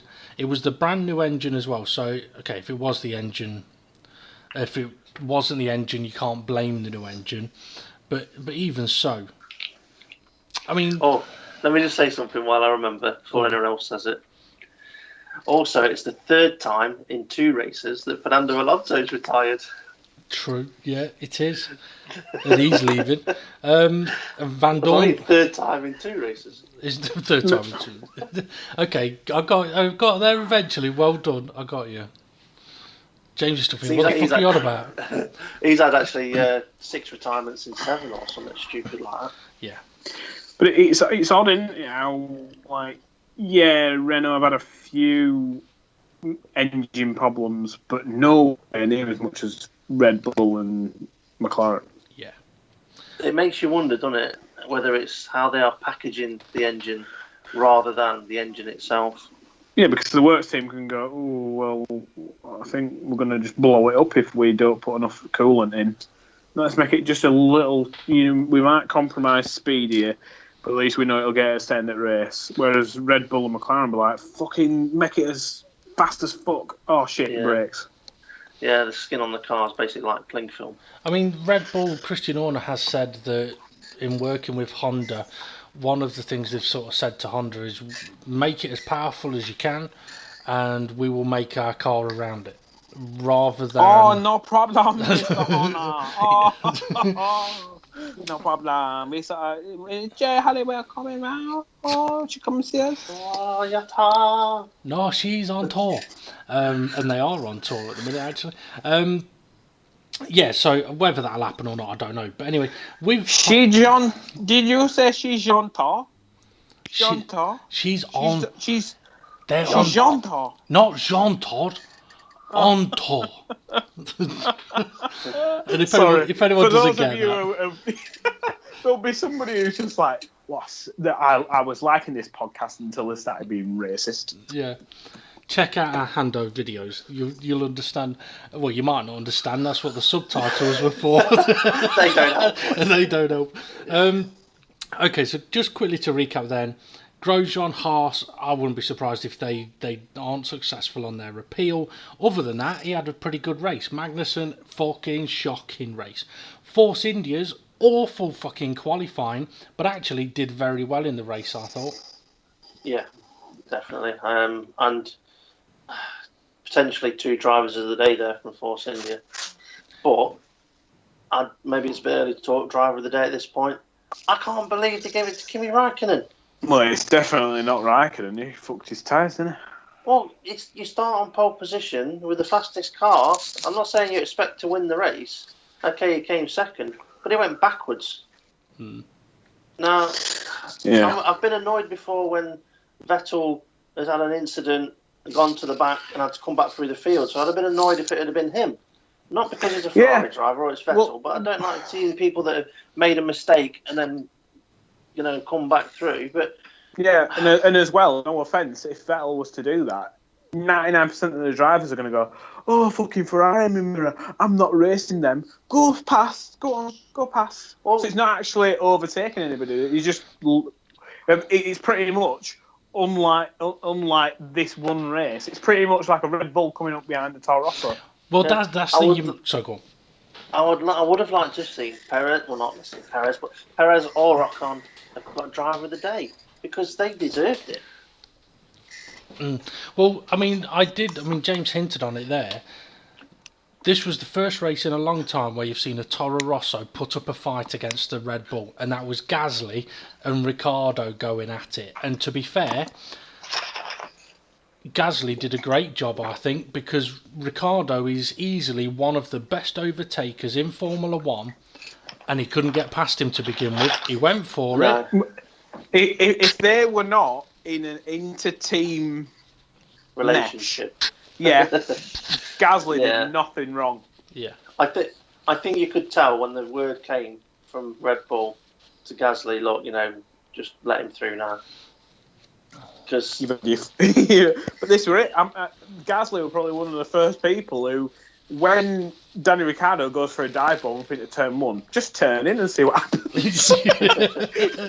Because Danny Ricciardo didn't have to fucking slam on brake and turn as much as possible. Yeah. And Gasly were like, well, yeah, because you're coming from way too far back. Yeah. And at least Danny Ricciardo was able just to slow it down. But if Danny Ricciardo had gone steaming in there and plowed into him, everybody would be pointing finger at Danny Ricciardo going, what the fuck are you doing? Yeah. They won't be saying, oh, Gasly, you should have got out of his way. Oh, you should have left more room. Yeah. A little bit like when they said to Max Verstappen, you didn't need to worry there, Max. Bottas wasn't coming past you. Yeah. He's gone to turn in and gone, oh shit, he's coming, and fucks up the corner. They're really like miles behind.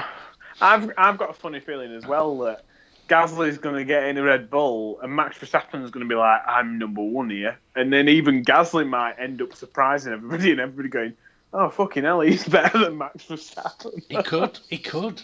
I'd like to see that. It will be interesting to see, although I do think a big part of that is... Oh, James, go on. Hang on. Let me hit mute. That's what that was. Yeah. Oh, hang on. I think it'll be a case of whose engine doesn't blow first. But it should be interesting to see how those guys, two go. Yeah? I might be about 5 minutes. I've got to go do some maintenance. Oh, is that what you call sex nowadays? James, I'm ready. You know what, that would Bring the lubricant. The thing is, that is along the lines of the ultimate test from a partner, is when their fella is doing something that they really enjoy doing and it's important to them, is to go and interrupt them with nudity and see what the reaction is. Because if the reaction is, oh, you look nice, now fuck off and leave me to this, then the female partner, it could work the other way, but it doesn't have the same... How do you know if Vicky's not just walked in there naked and James like, hang on a minute, lads? Well, she might. I'm not saying that is what Vicky has done. I'm just saying it is the kind of thing that a woman might do. But you know how James said, I've got to go a bit of maintenance? Yeah. I wonder if it means that she's high maintenance. Oh no. To be fair, Vicky is wonderful. She, yeah. And you know how? I'm just applying the butter. Maybe that's what James is doing as well. But no. Yeah, dug myself a hole there. Now we could just keep talking about Formula 1, but I think we may have to wait for James, or we could talk about something that James would really want to talk about. Well, you know what? let's talk about Verstappen, shall we? We sort of hinted at him a bit there. I mean, I think Gasly did a fairly decent job, but Max Verstappen, the battle between Bottas and Verstappen, I thought was quite an interesting one. However, if Verstappen hasn't watched that footage and gone, shit, you know what, I didn't leave him enough room, then he needs someone to have a word with him, because his response of when he was told he'd got the penalty, his reaction of, what for? I left him enough room. Yeah. And then going, what are if they he doing? says- They're killing racing. It's like, hang on a minute. No, you fucked up, mate. Yeah. I mean, for him to say, what for, I left him enough room, he knows what for. If he says, I left enough room, he knows he didn't leave enough room. Yeah. He obviously knows which incident. Yeah. And after the race as well, he was like, I don't know whether it was because I cut the chicane a few laps before and they said I'd used up my joker. Well, if it was for that, you'd have got a penalty straight away for that. Yeah. So, I mean, I don't particularly like the idea of somebody cutting a chicane and still keeping a position. But No. it does depend, obviously, on a lot of things. I mean, Yeah. The overtake wasn't done. The overtake wasn't even side by side, and Max was told, and it kind of did look like he was trying to go avoiding action on it, even though it wasn't necessary. But Yeah, I think he should have backed off the throttle a little. When he was told, like Charlie's basically said, you've used your joker there. I must admit, my initial response was, "What do you mean used his joker? Wouldn't have been. No one's mentioned about jokers before." But I think it's just the English. I mean, I understand what a joker is, and in English terminology, for anyone that isn't English that may have heard that, they may take it as, well, hang on a minute, what jokers are these that Red Bull are getting? It's just simple English terminology of, look, we're letting you off with that one. And it would have been because, I mean, Verstappen, yes, cut the corner, but the reason he cut the corner was because in a split second, he took evasive action to avoid a collision. Turns out the collision was never going to happen, but he took evasive action that led to him cutting the corner. So the stewards have basically looked at, or Charlie's looked at it and gone, right, okay, what you've done isn't wrong, so we're not going to take any action on you, but if you do it again, we may, because that or may if you do it when the car is in the middle of overtaking you and got the move stuck, yes, then it's wrong. Yeah. So I mean, I remember a few years ago, Rosberg. I'm surprised they didn't mention this actually. Rosberg was being overtaken by Hamilton into turn one, and he fucked up his braking. They went straight on at turn one and came out ahead of Hamilton. Yeah. And if he'd have got his braking correct, Hamilton would have overtook him. Yeah. So it's one of those where, how do you make it correct or even or penalise somebody? But I understand, obviously, you make them go through the chicaney bit, but Max Verstappen was well past that and was just cutting the corner a bit. But if it had been Vettel on lap one that had cut turn four, instead of making contact and then coming out ahead, people would have been like, well, he's just cut the corner. Yeah. And it wouldn't have been right. So, are you surprised then that when Verstappen drove into Bottas, which, I mean, I can kind of understand it. If you put yourself in Verstappen's position, or the vision that he had, he would have seen at the last moment Bottas's right front wheel coming past him and hitting his. That's what he would have seen. And he obviously thought he'd left enough room. As Brundle said, yeah, he did leave enough room for a 2016 car. Now, so from his visuals, I mean, I know I've been there when doing racing and you see someone's car coming past you and there's contact and you go, he's fucking hit me. But then when you watch the replay, you go, oh, well, you know what? I've not left him enough room. So he was alongside of me, coming past me, and I've moved over too far. And yes, he's hit me, but because I've moved into him. But do you think that Verstappen, instead of being given a 5-second penalty, should have been told to give the place to Bottas? Oh, without a doubt. Because that could have allowed, I'm not saying it would have happened, but in certain circumstances, the guy that was racing in this situation, it was Bottas. Bottas may have been able to catch up and put pressure on the next car ahead, which was Kimi Raikkonen on shit tyres. That, and saying how new Bottas's tyres were, that could have happened. Yeah. And I'm not saying it would definitely have happened because I can't remember the exact time gap, but it'll just give him a straightforward drive-through penalty. So he's got to come in the pits and drive out again without even stopping. That creates the overtake. Not you've got to let him past. Just drive-through penalty. I'd probably prefer to have seen that than a 5-second at the end of the race penalty. Here's a random one for you then. I mean, this is something I've only just thought of this. I don't even know if it's a good idea or not. But what about Formula One introducing as many circuits as possible, introducing a penalty zone, right? It's not a zone as such. It's a strip of tarmac. Well, no, not even that. A strip of tarmac, right? That basically takes you not as long as a pit lane, but long enough that it's a penalty. Like an extra 5-6 seconds on your lap time, right? So, like a joker lap on motocross, not motocross, what's it called? Rallycross. Like a joker lap on rallycross, where you either have to go the long way or you can take the shortcut in rallycross, or whatever it is, the shortcut, or you have to go the long way. But yeah, like the joker lap. So it's like, right, okay, Max Verstappen, you have to do a sim bin lap within the next 5 laps. So, for instance, if it was Monza, he could be asked to take the escape road at turn 1.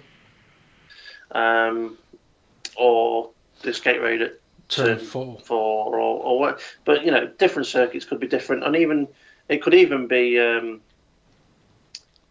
Actually, no, that'd be a bit more difficult. If it was, some circuits could be on the pit straight, but not on inside the pits, but on the outside of the pit wall, but in a designated lane. But if it's in a straight line, you're not really going to lose much speed unless they put a speed limit on it. Well, you probably. Where you don't really want to do that. You would be better off making them have an additional part of the circuit to drive on. Yeah. I mean, like I said, I don't even know if it would be a good idea, but it may be one way of regulate. Yeah. I mean, because there are certain incidents where a drive-through is potentially a little too harsh, but then, I mean, if you've done something and been given a drive-through for it, then it should be fucking worthy of a drive-through. I mean, some people may look at what Max did and think 5-second penalty was too harsh.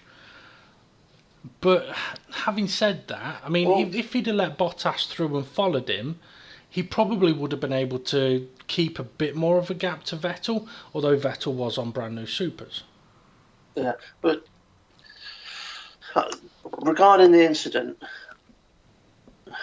the way I see it is it's not about how much room he left. It's the fact that he moved across and hit him. It wasn't the fact that he didn't leave him a car's width. So his argument of, well, I left him enough space, well, it doesn't matter. You drove across and hit him. Because if you look at it from the camera angle where you're looking straight back up, start-finish straight, you've got Bottas, but literally on the white line all the way down in a straight line, and then you've got coming into the braking zone, you've got where Max has gone defensive. He's over the pit lane white line towards the left, not all the way to the left, but he's in the middle of the tarmac, and you see his car moving towards Bottas's car. It's him that's making the direction change. So it doesn't matter how much space there was between his car and the white line that is left for Bottas. It's the fact that he's hit Bottas and Bottas was unable to make the corner. Yeah, I mean, Bottas even moved a little more left when he could. I mean, to put it into perspective as well, I mean, when Verstappen made his defensive move down the middle of the track, if Bottas had positioned his car right next to Verstappen's, then Verstappen would not be allowed to move over to the left. There's nothing that says that Bottas has to move more left to give the other driver room. You don't have to do that. If you're side by side, you can hold your position. If he comes across, okay, it may end up in a crash, but if he comes across, then it's his fault, not yours. Now, admittedly, I have had a crash like that, and I did try blaming the other driver, but that's because I thought I was ahead. But anyway, so I don't think he's necessarily got a leg to stand on. Now, some people may think the 5-second penalty is too harsh, but probably only because of the way the result ended.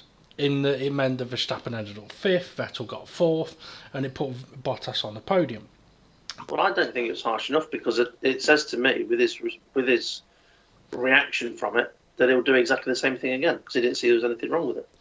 Yeah, quite possibly. And for me, a penalty should also be about trying to, teach the driver what's right and wrong and persuade them not to do it again. Yeah. Deter them from doing it again. Yeah. And I don't see anything in Max's driving that where any penalty he ever gets is going to deter him from doing it again. I don't think he's ever been given a penalty where he's not gone, yeah, I think that was deserved. It's always been, I think that's wrong. And I must admit, that is an attitude that does piss me off. I mean, okay, I'm trying to think the last time someone was given a penalty that was wrong. I mean, there's one that springs to mind, which was Hamilton Raikkonen at Canada, but that was a long time ago. When Hamilton overtook and was told to give the place back. So that was Spa. Spa. It was. Overtook, was told to give the place back, gave the place back, and then overtook him again, and was then told, oh no, you overtook him again too soon, now you get a penalty, or whatever it fucking was. Well, I can't understand with that particular one why they didn't tell him to give the position back again, rather than waiting till the end of the race and then taking the win off him. Yeah, but one of the things that I interviewed James, as you know, Steve, I interviewed James about his racing league a few days ago and put it onto his YouTube channel. And we talked about the penalty system that James uses and that you're going to use in your racing league, about deducting points rather than adding time to a person's race. And one of the things that James did say was, you add time to someone's race and it may penalise them, but at the same time it may basically have no effect whatsoever. So in Formula 1 at the moment, if you get given a 5-second penalty, your team tells you, oh, open up a 5-second gap to the car behind. If you can do that, you then no longer actually suffer from what you've done. There's been quite a few times this season where drivers have been given a penalty, like Bottas at Spa. He was given a penalty, a 5-second penalty for the incident at the start of the race where he rear-ended, I think it was a Williams, and basically his penalty meant nothing because he didn't lose a position. Now, I'm not saying that a penalty should mean you lose a position, but what is a penalty if it has no consequences? Yeah. I mean, I can kind of understand it after a race, as I'm sure we've mentioned before, or I've mentioned before, that after a race when time penalties are applied then, I can kind of understand that one in a way, because the current rules are you get given time penalties after the race, if that's what needs to happen. And if that means positions don't change, then so be it. The person has still been penalised. And the driver has not been able to try and do anything to negate a penalty. I mean, it's a little bit like in football, it's a little bit like saying, the ref going, right, okay, you've just done a bad tackle, here's a red card, but you know what, if you're a good boy for the next 5 minutes, we'll let you keep playing. So, no, it's wrong. I mean, I don't think Formula 1, I don't think they'd ever successfully be able to introduce a points deduction. However, if they did a points deduction on the driver and not the champion, not the constructors, then it may go through, because okay, the teams win and lose as a team, but if a driver drives into another car, it's not the team that have done that. If the team release a car in the pit lane, it's a team that have done that, not the driver. So in that one, I see that as a when drivers get done for an unsafe release out of the pit lane, which apparently I did hear that one of Kimi Raikkonen's pit stop, I think, or no, Vettel. No, it was Vettel's first one after his wing check. Yeah, was apparently an unsafe release, but I've not heard whether anything happened from that. Now, I was kind of like sat on the edge of my seat waiting for an additional penalty to come up, but it wasn't even investigated. There you go, sorry about that. So the only thing I can think of there is that the driver that it was against probably didn't report it. I don't know, but something like that should be just dealt with anyway for safety reasons. Yeah, I mean it is. So I mean, for me, something like if they did it where they went right, okay, unsafe releases, right. we are fully aware that that is not anymore the driver's responsibility. It is the team that tell them when to go. So in that scenario, we'll deduct championship constructors points. Right. However, if the team has not told the driver to go and the driver goes, then it'll be driver's points. And if a collision happens on track and a driver is deemed to be at fault, then it'll be driver's championship points that get deducted, not constructors. Now, that could make things very confusing. However, at least your results would be your results. Yeah. But having said that, it could mean that you could start third, knock off first and second, win the race, score 25 points, get two minus 3 point penalties, and still come away with 19 points. Still more than second place. Well, they'd have to point it in such a way that if you get one penalty, it's enough of a difference between first and second. Yeah. Okay, James, you've just rejoined us. Do you think, just like changing topics, do you think the FIA or Charlie Whiting should take any action on Max Verstappen's comment about them killing racing? He's fucking killing racing. He's fucking... I mean, you look at the move between Raikkonen and Hamilton. That was for the race win. They both give each other just enough room to survive. And there were no collision. You do the same situation with Max Verstappen, and you know somebody's going airborne.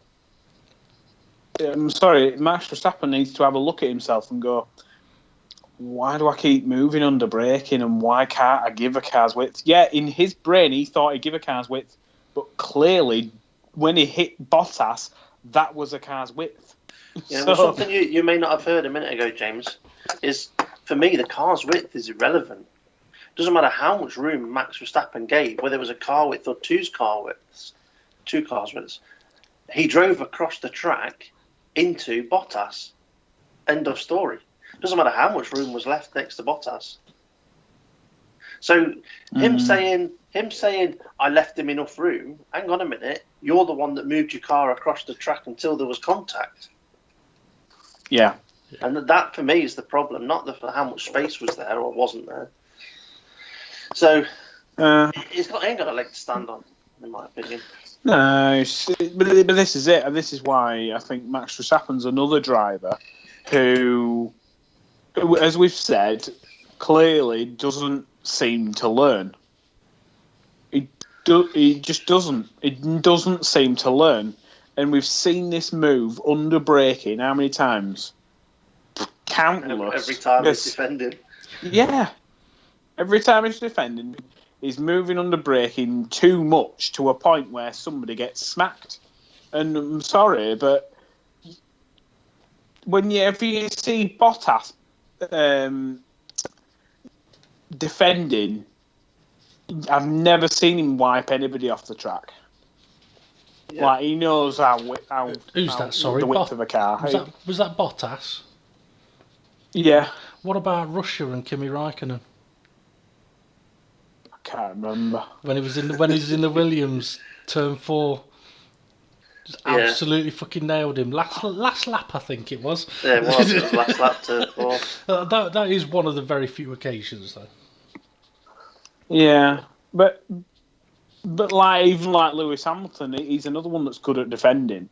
You never see him just like forcing another driver to basically like, you're going off the track here, mate. Yeah. Well, do you know what, right? What surprised me was how Nico Rosberg was talking about these incidences with Vettel and with Verstappen. Not obviously same incident, different incidents. Yeah, he was one that used to just bite people off the road if they were trying to overtake him. Yeah. So, I mean, what he did to his teammate, which was Hamilton at the time, in Barcelona on lap 1, when they both ended up going off. I mean, and then he did something similar to Alonso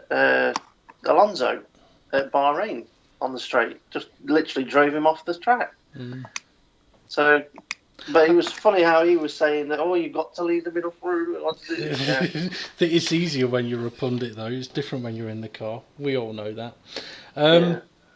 Okay. One thing I want to mention. There's a couple of things I've still got I want to mention. We've covered most of the stuff that I was going to talk about during the race, but I know, James, that you sent me and Steve a picture, and I was kind of saving that for the podcast. Like I was aware of it, so I'm kind of glad that you sent it as well. And once the race finished, I thought, oh well, the Mercs aren't 1 and 2 this time. I wonder if they'll do formation back to the pits. Yeah, I was wondering that. And it didn't take long. What was the comment the engineer said, James? Was I've deleted it. Would you like me to tell you? Yeah, go on then. It was, don't have too much cake, you'll shit yourself. Maybe that's what Vicky did, and James had to go and do the maintenance. What is that fucking cake you've given me? I'll explain what I've been doing in the after show, but it's fucking nightmare. Okay. Right, okay, so the engineer basically said, well done, great race. Oh shit, I think I've shit myself. He's gone to, took his headset off, he's gone to check. The engineer said, okay, information all the way back to the pits to show our Italian colleagues. Yes. Yeah, I liked exactly. that. And it's what they did last season, wasn't it? Yeah. Even though they didn't get 1 and 2, yeah, it was still nice to see that. For me, it showed a touch of class as well, right? The way Vettel reacted in Silverstone, I can understand, but many would see it as, oh, you dick. Yeah, you're ignorant bastard. Yeah, especially a lot of English people might, or Lewis Hamilton fans might. And if Lewis Hamilton ends up racing for a team that's based in England again, he may find himself coming in for a bit of shit. Because, I mean, that's something, like with Lewis, if Lewis Hamilton was to go to Ferrari, the Ferrari fans would probably fucking love him. If Vettel was to go to Mercedes, the British fans wouldn't give a shit. No. But do you know what surprises me though is the differences with the British fans. They didn't boo Vettel when he won at Silverstone. Didn't they? So no, they didn't. But then again, they may not have heard the comment though. I suppose the people at the circuit wouldn't have heard the comment. True. And if they had have done, they might have booed him. Yeah.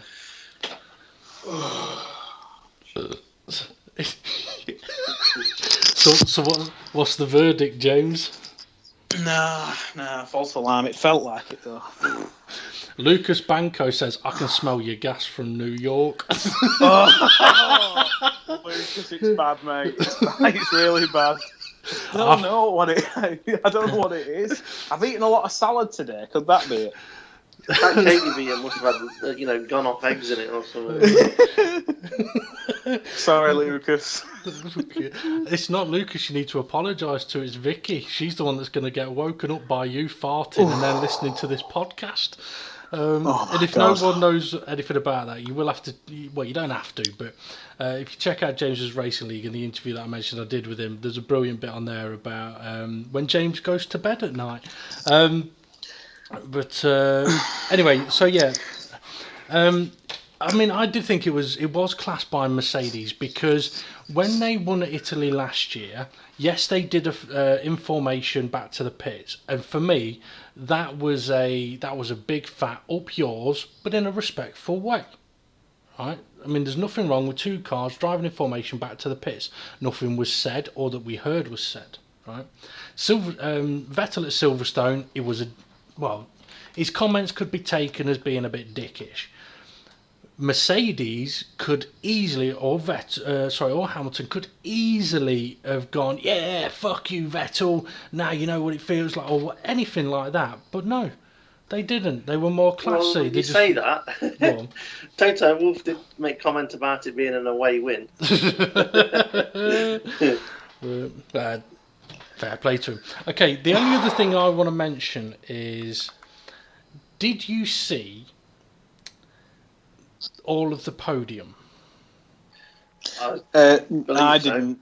I'm getting used to, that's the race result. turn it off. I've got something to do. Oh, you missed a brilliant moment. So the three of them are there. They've received their trophies. They've sprayed their champagne, right? And they're waving to the fans, and you know what it's like at Monza. There's all those crazy Italian fans, and they've all got like 30-foot fucking flagpoles and shit like that. One person had a massive flagpole with a flag on it and a handwritten sign on the top of the flagpole with a camera on top of that. Right? And on the sign, GoPro. Yeah, and on the sign it said, "Can you please sign this flag for me?" That was as far as I was able to read. There was more, but that's as much as I was able to read. And Kimi Räikkönen saw it and went, "Yeah, no worries." Puts his champagne down, signs this flag, like waves down, like there you go, thumbs up sort of thing. Bends down to pick up his champagne, and just as he's coming back up, he's still bent over, just as he's coming back up, the flagpole has tilted forward and the sign has twatted him on the side of the head. He's now there fucking rubbing his head, he's like, fucking hell. You don't hear him swearing, but you know he's going, fucking hell. And sort of looking at him and thinking, you fucking prick. So if you're not seeing, you might have to go back and watch it, because for me, I mean, thankfully he wasn't hurt, but it was funny to see. Class. Anyway, now I don't know if you two have got anything else you want to talk about during the Grand Prix or from the Grand Prix, but I do know we've still got to go through how we got on with our predictions. I don't think I can think of anything. Well, okay, I'm going to bring this up, right, because we haven't really mentioned it, unless Steve's got anything else he wants to talk about. Can't think of anything. Okay, Williams, discuss. Disgusting. It's just a shame, isn't it? Well, it's a shame that we celebrate 8th and 9th, isn't it? 10th. Yeah, that is something actually that Stroll was so emotionally happy about getting his points, whatever. Yeah, it's Williams. You shouldn't be that happy unless you fucking win. You know, I'm saying that because Williams should be winning races, and they should not be happy with scoring the odd couple of points. Yeah, they should be pissed off with only scoring a couple of points. I know they've gone a lot of races without scoring any, but they should be on the bloody podium. That team should, not obviously currently, but don't be happy and show that you're happy with scoring the odd couple of points here and there. Yeah, it's just say yes, it's an improvement, and we know we've got a lot more work to do. Don't fucking make out it was your birthday and Christmas all in one. You know what I mean? Don't bring a birthday cake in when it ain't your birthday. Okay. Here's a slightly random question for you then. Let's say, for example, you work at Williams, right? You're one of the mechanics at Williams, and the team's really happy with having scored the points, and someone goes, right, let's party tonight. What would you say? Because I know what I'd say. I'd say, let's not. Let's be realistic. This is a track that is just basically straight lines, and we've got a car that's got no fucking downforce, which has got no drag, which has got can't go around corners, and there's hardly any of them here. What do you expect? I wouldn't be going for a party. No, I'd be saying, has Eric Boulier turned up with some Freddos? Because maybe that's where he'll be going for his next job. I'd just be saying we've got some fucking work to do because we're fucking shit. Yeah. And I'm sorry, but you cannot be celebrating 8th. Were it 8th and 9th? 8th and 10th. Right. You cannot be celebrating that because if the point system had been 2008 or prior, they wouldn't have even got points. It might actually have been 7th and 10th. I could check, but I'm not going. But another way of looking at it as well is there's a team that's joined Formula One only one race ago that have got like 30 more points than yours. Yeah. Yeah. For me, it's a sad sign, and I would like to see Kimi there next year. Even if the car is a pig to drive, if there's anyone that can get a car to drive above itself, it's Kimi. Yeah, I mean, you look at when Kimi went to Lotus. When he first went there, I must admit, I thought, why are you going there? Yeah. But to be fair, he showed he's got ability. and when the opportunities arose, he took them. I mean, it's scary to think with how shit the McLaren's been over the last few years, to think that the Williams is now... I mean, if you had the choice of driving last year's McLaren or this year's Williams, which do you pick? Oh, you'd pick the McLaren, I would anyway. I would, because it's orange and not... But yeah, it's a dire time for Williams. Okay, do you want to know how we got on in the predictions then? Yeah. Right. Go on then. Okay, do you remember? I know Perez didn't get on first, did he? No, he didn't, James. No, he didn't. Shit. Okay, for our regular viewers, you may see that I have changed part of the colour system on our prediction pictures. I'll just find it to send it to Steve and James. Okay, so on our predictions that we made last week, Steve said that Hamilton would get pole position, and James said that it'd be Kimi Raikkonen, and I said it'd be Vettel. So James finally scores a point because he was spot on. Nicely done. You called it fucking spot on. In the winners column, Steve went for Hamilton, so he gets the point there, which negates James's point, sadly. James went for Vettel. A brave decision, but unfortunately nowhere near. And I, so close going for Kimi Raikkonen, but it wasn't to be. On the podium, Steve said it'd be Hamilton, Vettel and Bottas. Only one out. It was unfortunate that. It was close. James had a bit of a mental breakdown, I think, and went for Perez, Bottas and Kimi. I got one. I got two. No, you got two, but in the wrong order, it's not. Yeah. Actually, first to crash, that was technically Vettel, wasn't it? Oh no, it wasn't. It was Brendan. Fuck. Oh. Yeah, and it's first to crash out. Okay, my podium, I went for Kimi Raikkonen, Bottas and Hamilton. So I got the right drivers, but not in the right order. So you get fuck all for that. Hang on a minute. That's not what you said when Steve got in the right drivers, but wrong order. You gave him 2 points for that. I'll give you 2 points, yeah. Yeah, thank you, Robert. So I got 2 points. Okay, first to crash out. Steve went for Ericsson. Now, you know what? First to crash out over the weekend, you were right, but that's not what this was about. I mean, we haven't talked about Ericsson's crash, actually. Maybe we could. I don't know. James went for Vettel. So close. And I went for Ricciardo. But it was Brendan Hartley. Now, I must admit, I was in two minds as whether to class Brendan Hartley as the first crash out.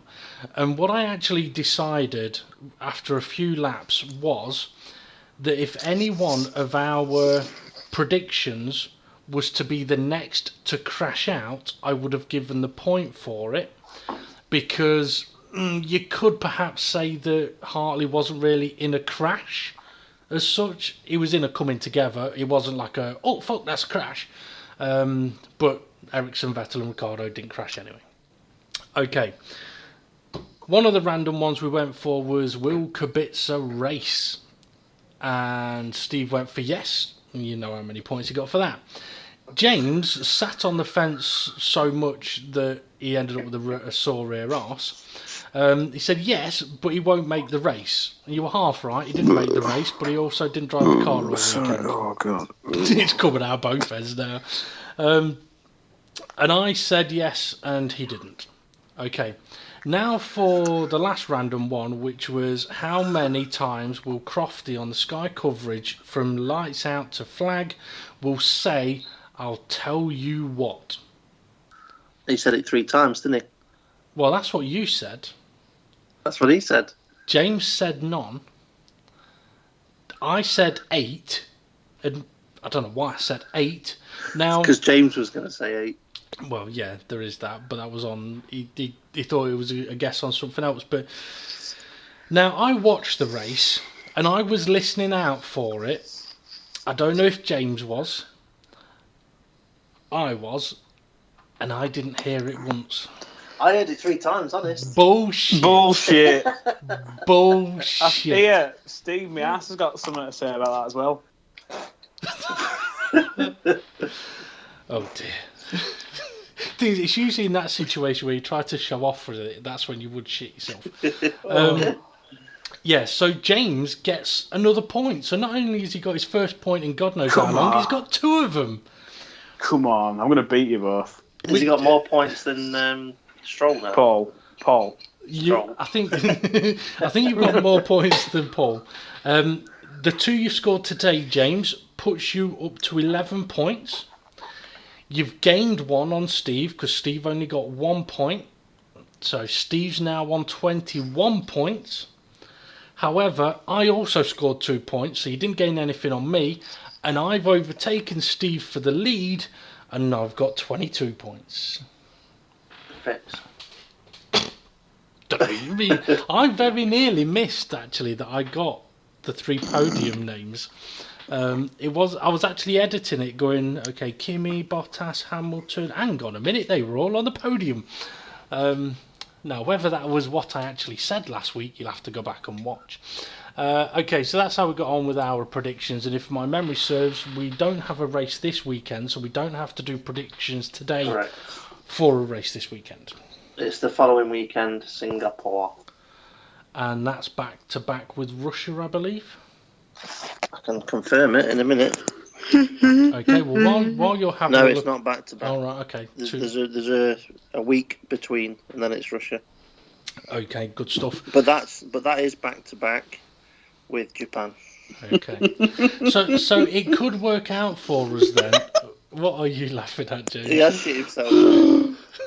No, just looking at this thing where somebody's put up this 2-second clip of Bill Clinton sat on the front row of some sporting event, and at half time there's that Ariana Grande, whatever her name is, singing quite suggestively in front of him, and he's just sat there looking, his eyes are just staring her up and down. He's got a massive grin on his face.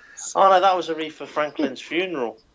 Yeah. No. Yeah. James says some sporting event. No, James, it's a funeral. That's it, mate. His face is fucking priceless. I'll take a photo. Jesus. Oh, it's fucking brilliant. What a president he was. Yeah. I did not have sexual relations with that woman. Yes, you did. The thing is, there was another word on the end of that, but nobody heard it. It was the word twice.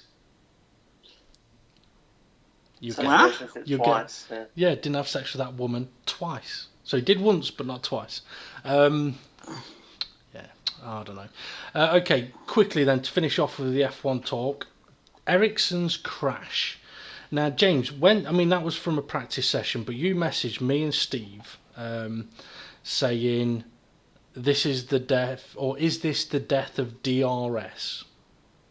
I think it should be, because it's a joke, isn't it? It's a joke that was brought in to get round some regulations, but clearly, if they're going the right direction in terms of aero, they shouldn't need it. No.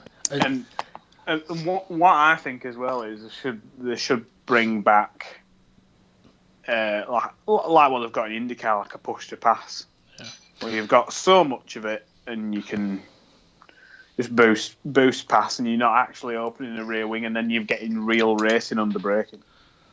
For me, when the DRS causes a crash like that, there has to be an investigation, because that wasn't a small hit. What was it, 26G, I think it was on first impact? 220 mile an hour crash into a steel barrier. Not Tech Pro. Yeah. Any thoughts, Steve? My thoughts are that, I don't know, this might be controversial, but they banned the F-duct, alright, for 2 reasons. One reason is they deemed it to be a movable device because you're moving your hand or your knee or whatever. So it's against technical regulations to have a movable device. fucking DRS is a movable device, but they've allowed it. So why not have the F duct? But the other reason for banning the F duct was in case the driver was to cover the hole without realising it, to cause the rear wing to stall when they're expecting to have downforce. Well, fuck all that off, rear drag system and all that. Just take off the rear wings and say, right, all you can have is this amount of element, this amount of angle, right? And have it really shallow, right? So if it means the car's got not much grip for going around corners, sounds better for us to see. Yeah. So be it. And have it a standard amount of wing for all the different races, if need be. Just because if you've got shallow wing at somewhere like Hungary, the cars will race closer together. Okay, they'll go around the corner slower, but it'll be closer racing. Then you won't have to have a drag reduction system because you won't have much drag. Yeah, I mean the concern for me from the safety side of it is, okay, for example, NASA, right? NASA tend to try and build in a safety for if a system is to fail, there's a backup for it. I didn't realise they were in it, Formula One. Yeah, you'd be surprised. And they often also tend to have a backup to the backup. Now, admittedly, they still fuck up on occasion. Just look at Columbia and the other one. But what got me with the DRS, I mean, okay, Kimi Raikkonen had DRS failure in Spa. That was different. He was hit. But we did see Hulkenberg have a DRS failure in Suzuka last year, I think it was. And obviously Alonso's had one a few years ago. Yeah, Alonso's had. Ericsson had one this time, which resulted in a massive crash. And to be fair, the team did the right thing with his teammate. They checked it, looked it, thought they'd fixed it, sent him out just to test it. Was still a problem. I think it was still a problem for 2 sessions basically. But the bit that really concerned me is that they are supposed to, if they fail, they're supposed to fail shut, not open.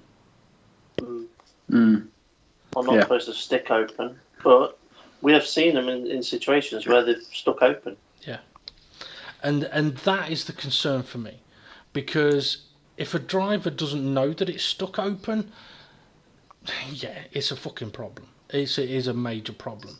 Now, I can understand... I know on commentary they said there are some circuits where a driver may have to manually close it before they hit the brakes.